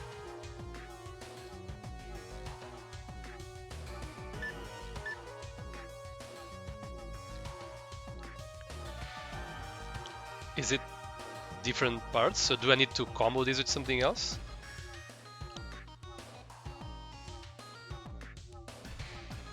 Because I don't... It's just bad defensive stats. The rest remains the same. Oh, it's the 1.16. Oh, okay, so the one is... The 2.0 is the actual good one. Okay, gotcha.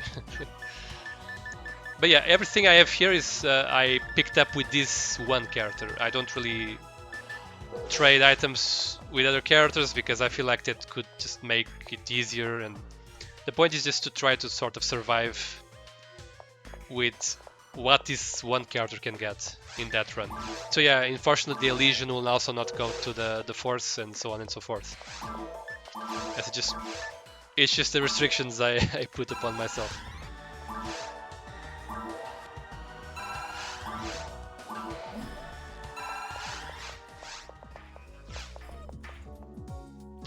Now it all makes sense. I was surprised to see a 1 in 10k drop in your bank on a challenge character. Is it a 1 in 10k? Really? Oh, I mean, if it's the 2.0. Okay, gotcha. Yeah, that one is probably not the 1 in 10k. I mean, maybe it is, but it's still bad. The one I have. That's another thing. Like, there's some really rare items that are not super good. I wonder how rare that illusion was, though. I feel like it's decently rare, I feel. I could be wrong. Actually, let me just check it right now. Because I remember I had a hard time finding it with my force some time ago.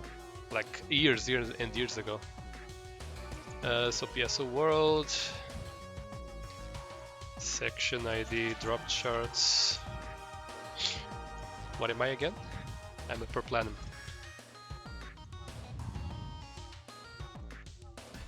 Sorry for delaying the Dark Falls fight. Let me check this one thing real quickly.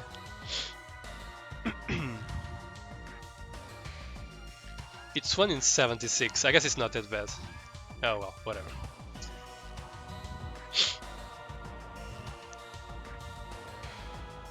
One out of 82 Hidum Heart spaceship. Gotcha. Or if you found it in normal mode, then it was one. Oh no, I found this one in hard mode. Yeah, I was just now checking the Elysian I got today. It's 1 out of 76 in the bringer. But yeah, I remember I was allowing the pen arms to separate because the medium would give me some gun. I think the justice. So I was allowing them to separate. But instead of getting the justice, I got that S parts. So I was kind of sad. But yeah, it is what it is. Okay, okay, let's stop stalling. Let's go. Oof, let's hope it goes well. I guess I'm just gonna deposit that so I later have the how's it called? The space for all the items I'll get later.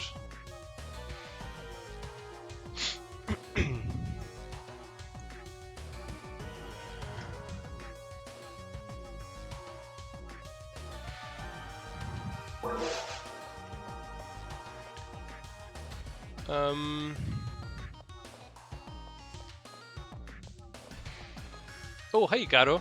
Thank you for the follow. Very much appreciated. Thank you very much. I hope you're enjoying this super long stream on Ruins, where we defeat the boss of episode 1 for this challenge that I'm doing with the Olga Flow following tomorrow or whenever I stream next, I guess. I don't think I'm forgetting anything else. Let's just go right into it. Right, I wanted to have an elemental weapon. Let's take the burning sniper. It's probably more... it's easier to hit it than with the storm assault, for example.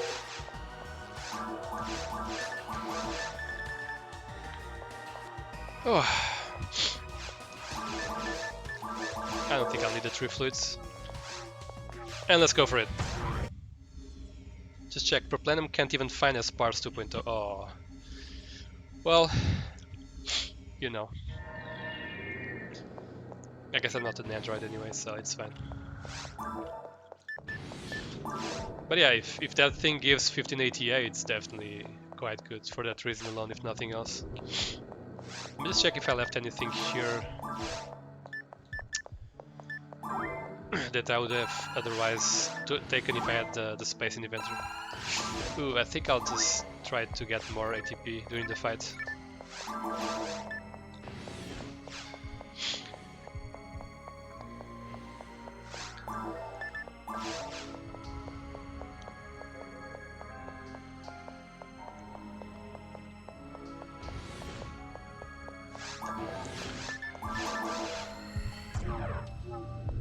Alright.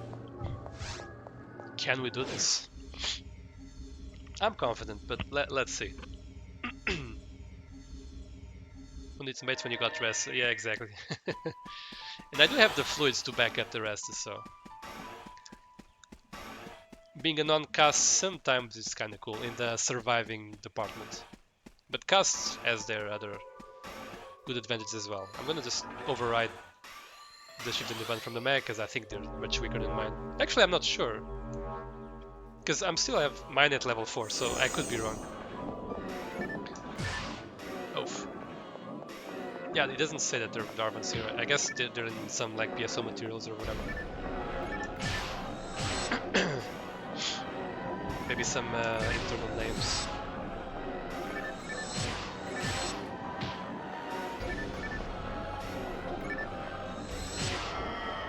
Okay, that was easy enough, as it should.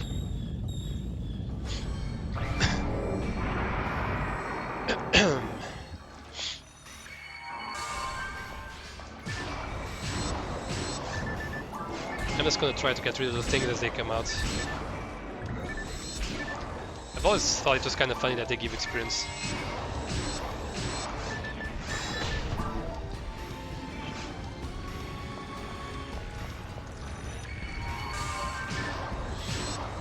Should I use the Vice here?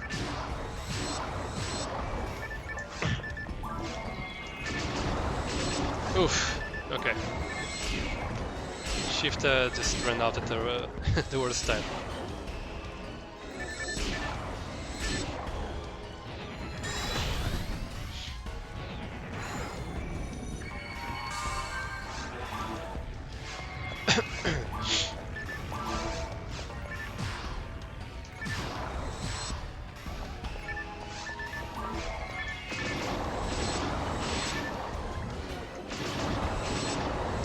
Some quick math tell me it's probably not worth it. I think it does more damage, but it's also slower, so I don't think it's worth it.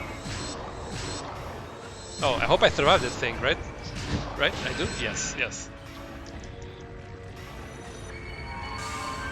I think when you target them in next phase... Oh, wait, but they don't appear in the next phase, do they? I think they only appear in the next phase in ultimate mode, right? I don't think they're there in hard mode.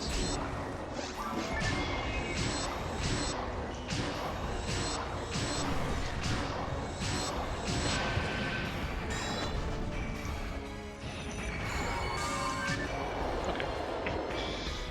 Easy enough. Since your mech has 0 IQ, the shifted the bunch should be level 1 from the trigger. Yeah, I was talking about this phase. Yeah, but I don't think they're gonna appear here. I could be wrong. It's been a while. Not that long for the hard mode, I guess. Should probably be at full health just in case. Can you still get chained with the ice techniques? Like one freezes you and the other ones kill you? Because in Dreamcast that could happen for sure. Either it can't happen or I was just lucky. Yeah, I'm not good at avoiding this. I never really understood exactly how you avoid this thing. Yeah, I think in Dreamcast I would be dead here, because the other ones would just kill me.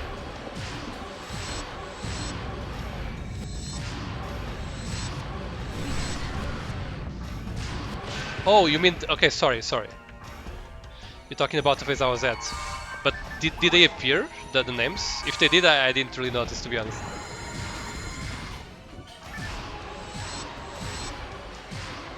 Sorry, I'm trying to focus on two things at the same time. And there's the delay as well. Yeah, I don't know how to avoid these things.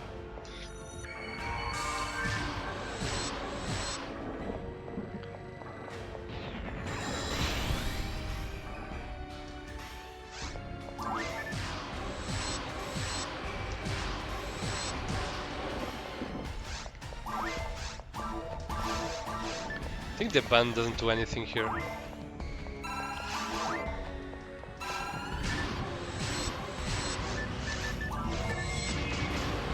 Oh my god.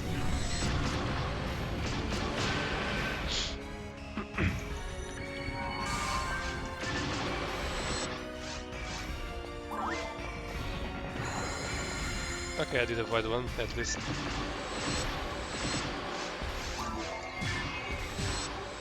Yeah, I'm not sure which one is the best weapon, to be honest. I feel like this one still might be the best, but the other one definitely has higher damage per attack.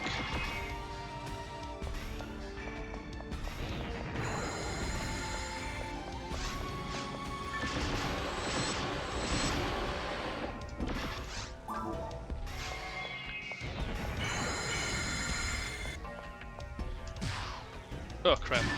Wait, he may do that drain attack, so let me just keep my health topped up, just in case.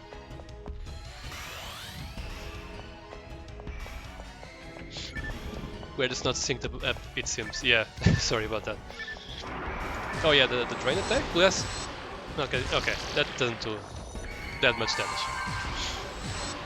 Offline generally only gets hit by one Rabata because of the iframes. Okay, because in the Dreamcasts, you die there. You not have any iframes, I don't think.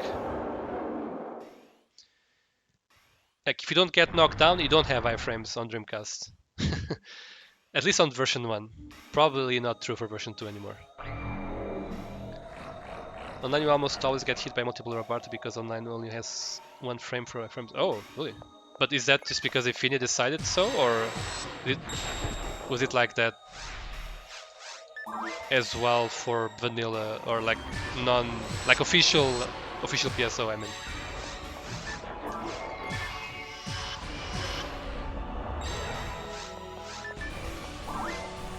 Oh crap.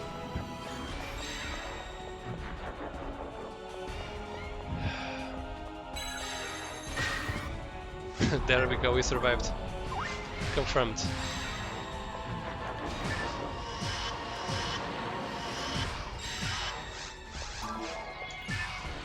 She really put shift on me.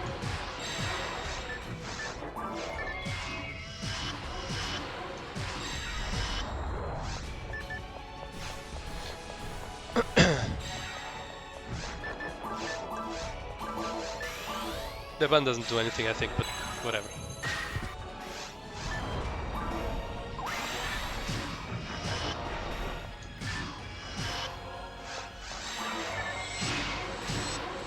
Guess I might as well do the Photon Blast.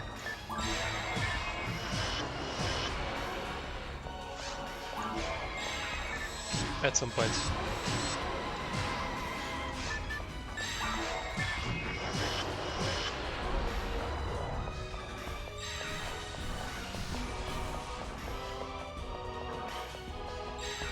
I can use it to avoid one of those things.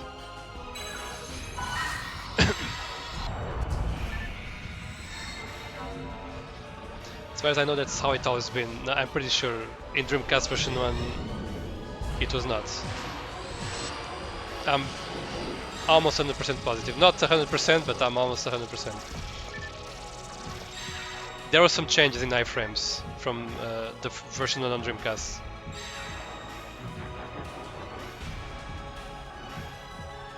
I remember when the Sino beat attacks you twice.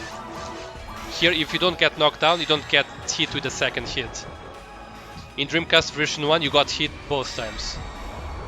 If you didn't get knocked down. Like, he punches you 2 times, you get hit 2 times. So sometimes you'd even take more damage that way than if you got knocked down. Because you didn't get knocked down, so you don't have any iframes. Oh crap, I don't know if I hit him there, if I would have taken health away from myself.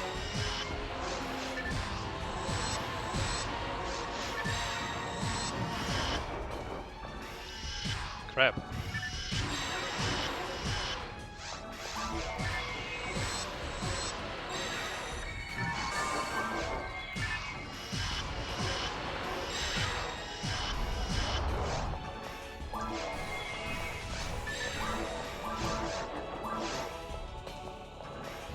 Don't feel like I want to use the remaining mates though.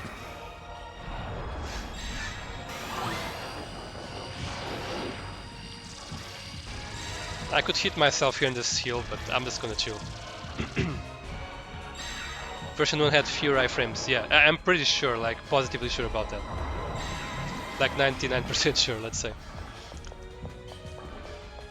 Like, if you don't get knocked down, you basically have very little amount of iframes.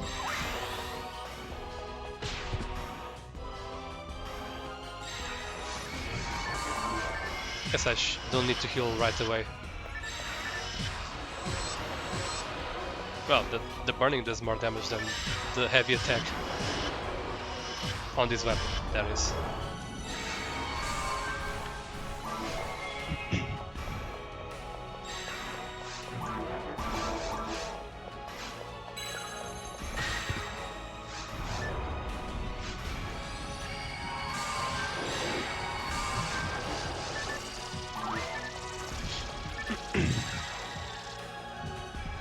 Probably something to do with the netcode or something like that, since so much of the game is client-side. Dolphin is gonna carry you to victory.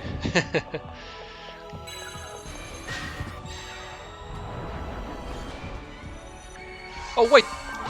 Oh god, I almost messed up. The rest doesn't really heal me enough there. Okay, okay, calm down, calm down. I gotta remember that Resta does not heal me enough there. Let me say that one more time. Resta does not heal me enough there. I barely used the monomate there on time. Ooh, okay.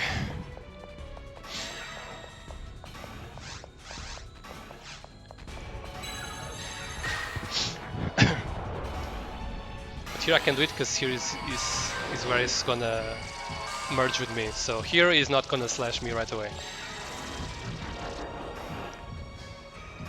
Speed tech.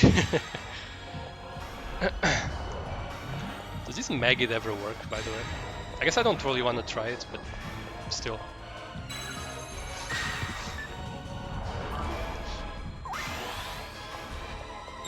Boom.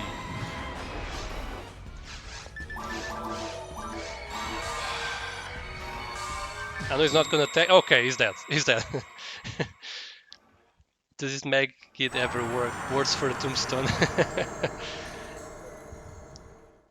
I guess I don't know because I always avoid it, so yeah. Anyways, that wasn't super hard, I guess, but it's not supposed to be. And with your guys' help, I knew exactly how much HP I needed to have to survive all that crap. So yeah, GG.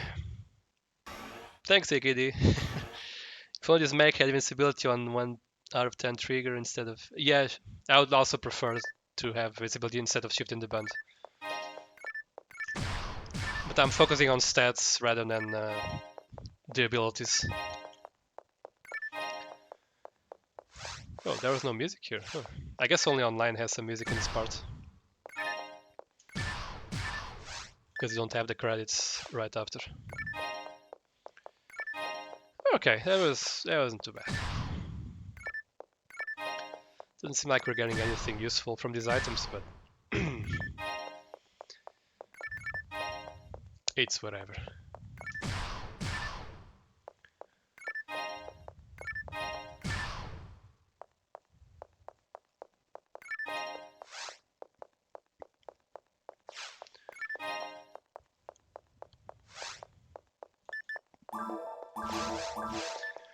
Now I can feed the mag.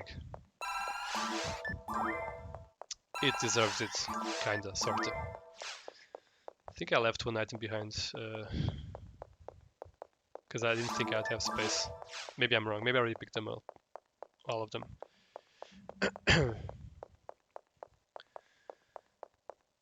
I probably picked up all of them already. So what do we have here? Patent doesn't matter, protect frame with no slots. Plus 25%, absorb with no slots, protect with no slots, beam with 25, not good enough. I guess just trash. Pretty. Oh, protect frame. I already have a 4 slot one, so yeah, it's pretty much all just trash. I guess one more dolphin for the road, shall we?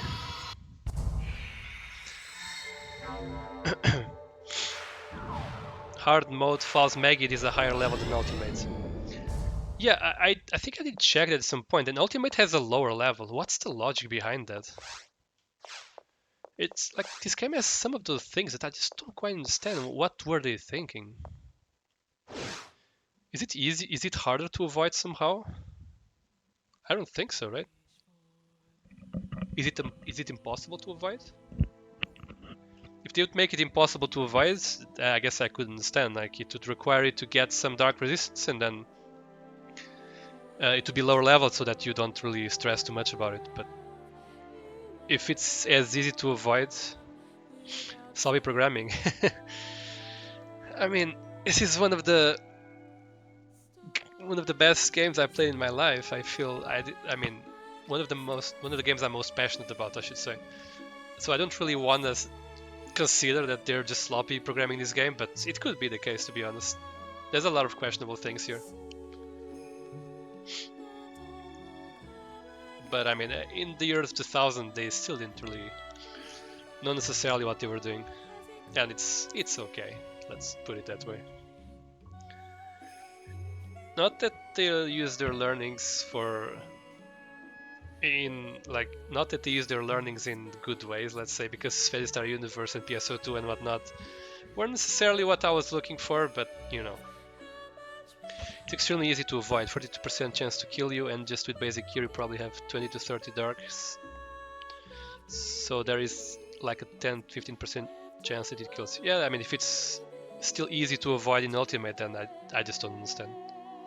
I mean, they put the lilies in caves, which are, in my opinion at least, they're actually a threat. It's so easy to get like Maggot from behind from a lily. To get hit by Maggot from behind, and then you get to Dark Falls, and it's a weak one. It's so weird. I mean, in terms of sloppy programming, there is stuff like Spaceship. What do you mean?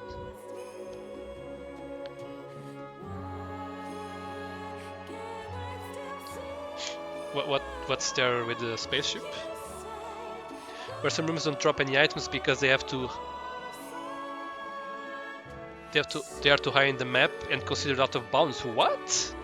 Really? What the hell? Huh? Seriously? I did not know that. That's insane. Oh my god. Definitely sloppy, there's no other justification for that. I mean, yeah, I mean, it's just no justification for that. Hopefully you're not just like making up some stuff, because at this point I'll just believe anything you guys would say, because you're the experts. I'm just a casual. Passionate, but casual. Central control area mini bosses don't take extra damage from weapon percentage, because their attribute is mini boss native, for example, and not just native. What the hell? What the hell is mini boss native? I didn't know that either. But is that... I'm guessing that's not intended. I guess there's a special type of enemy that by mistake did not get the same treatment as regular, like native or other types. Not sure if it's literally called mini boss, but they basically have their own version of native. Oh god.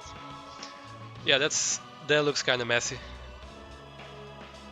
Yeah, I mean these are all the things that if there was to be a remake, I would hope that they would fix them.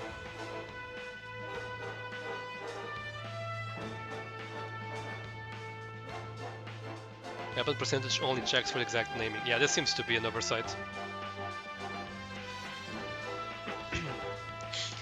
I never knew that.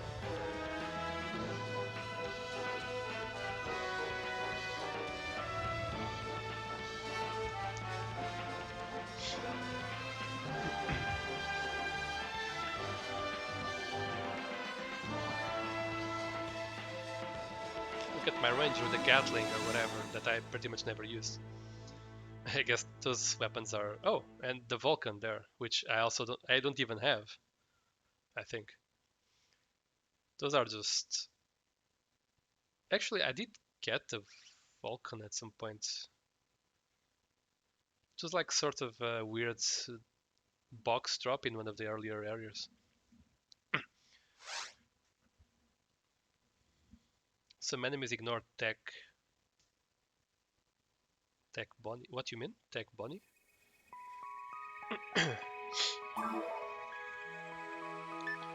Since the stream is going on for long, I guess I'm just gonna take the chance to just go and sort my inventory, preparing for the Ogoflow fight tomorrow or whenever it happens.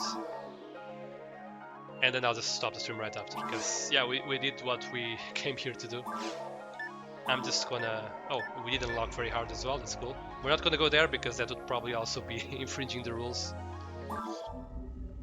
Because there might be items that we can't access elsewhere in the shops.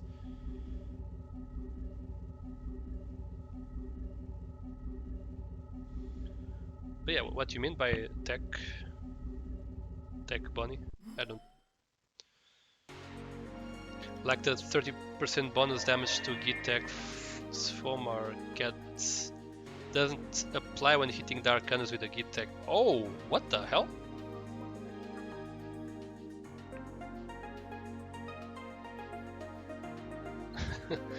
Huh?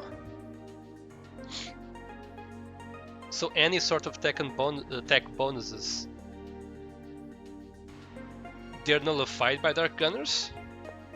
That is so weird. I didn't know that either. No, absolutely no idea.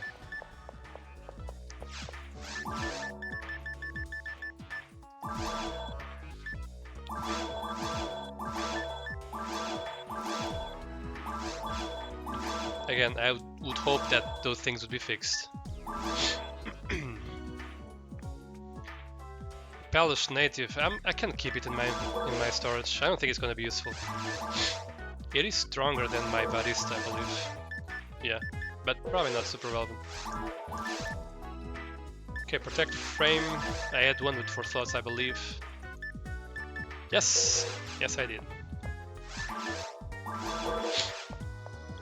I'm also gonna put back the... I guess Channel HP I can keep it, it's actually quite useful. But I'm gonna put one more General Power. Actually, let's just do that thing where I try to also use techniques that I couldn't before. I guess right now I could just sell this one.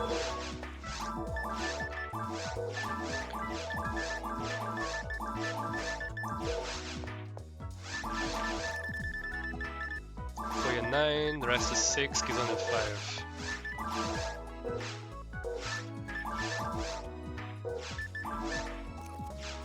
Kizonde has 2 level ups, the other ones just level up once, basically. Same for the weapons that boost stacks, they also don't play against Dark Gunners, but at least this kind of things don't disrupt gameplay. I mean, it's still... It's still like, you don't really get your expected performance against these monsters, and it's not even clear that you don't. Unless you're really looking at the damage numbers. So it kinda sucks.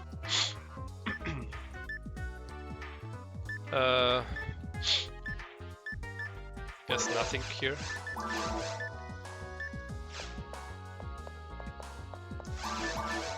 Am I close to any other techniques? Ah, pretty close to that one.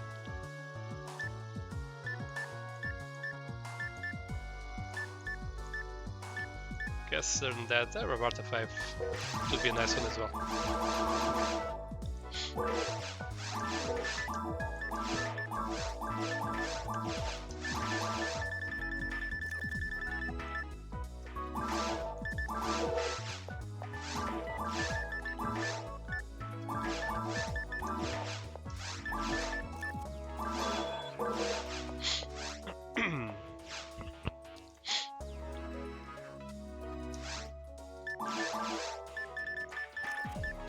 Oh, I already had one, I guess. With higher percentage, maybe. Don't know which one I got right now, but anyways, doesn't matter. What else? Guess I'm almost getting a new barrier. King's Frame, I don't know if I'm gonna use King's Frame. I guess I can already sell the Shock Frame, that's not gonna be useful. And I already have a better 4 slot one, so I guess I can sell this as well.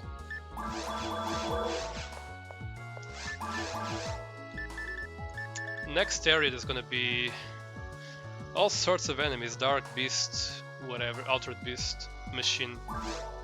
I guess I'll go back to the Barista. No, maybe not. Because of the higher ATA, maybe I'm just better off with this one. Maybe I'll take both. I guess Burning Sniper could leave.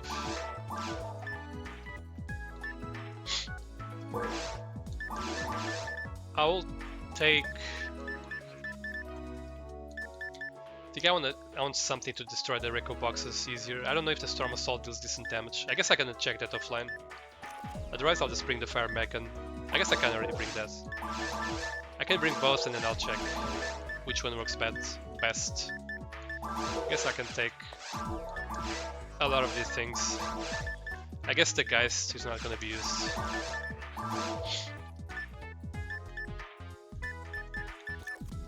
So this for the Reco boxes. Lancho this for the AoE damage. This is for the close range AoE damage. This is for the Dark, and the Barista for the Beast. Looks like it's time to start raising a second mag for that MST boost. Yeah, I did think about that for a moment when I couldn't use that technique, but I don't think I want to divert resources and focus. But definitely it could be the case. It's just I'm barely using the technique, so it doesn't really matter.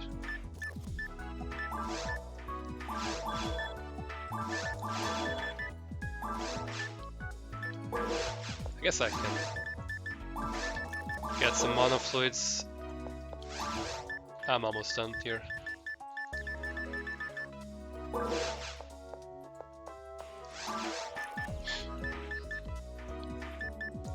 So we're kinda pretty much ready. I will check online how much Olga Flow's attacks deal to me. I don't think there's... even if they deal a ton of damage, even if I equip like 3 diggers in one journal, it might not be enough. But I will check anyways. Maybe there's something I can do. I guess I can feed the mag since I'm here anyway.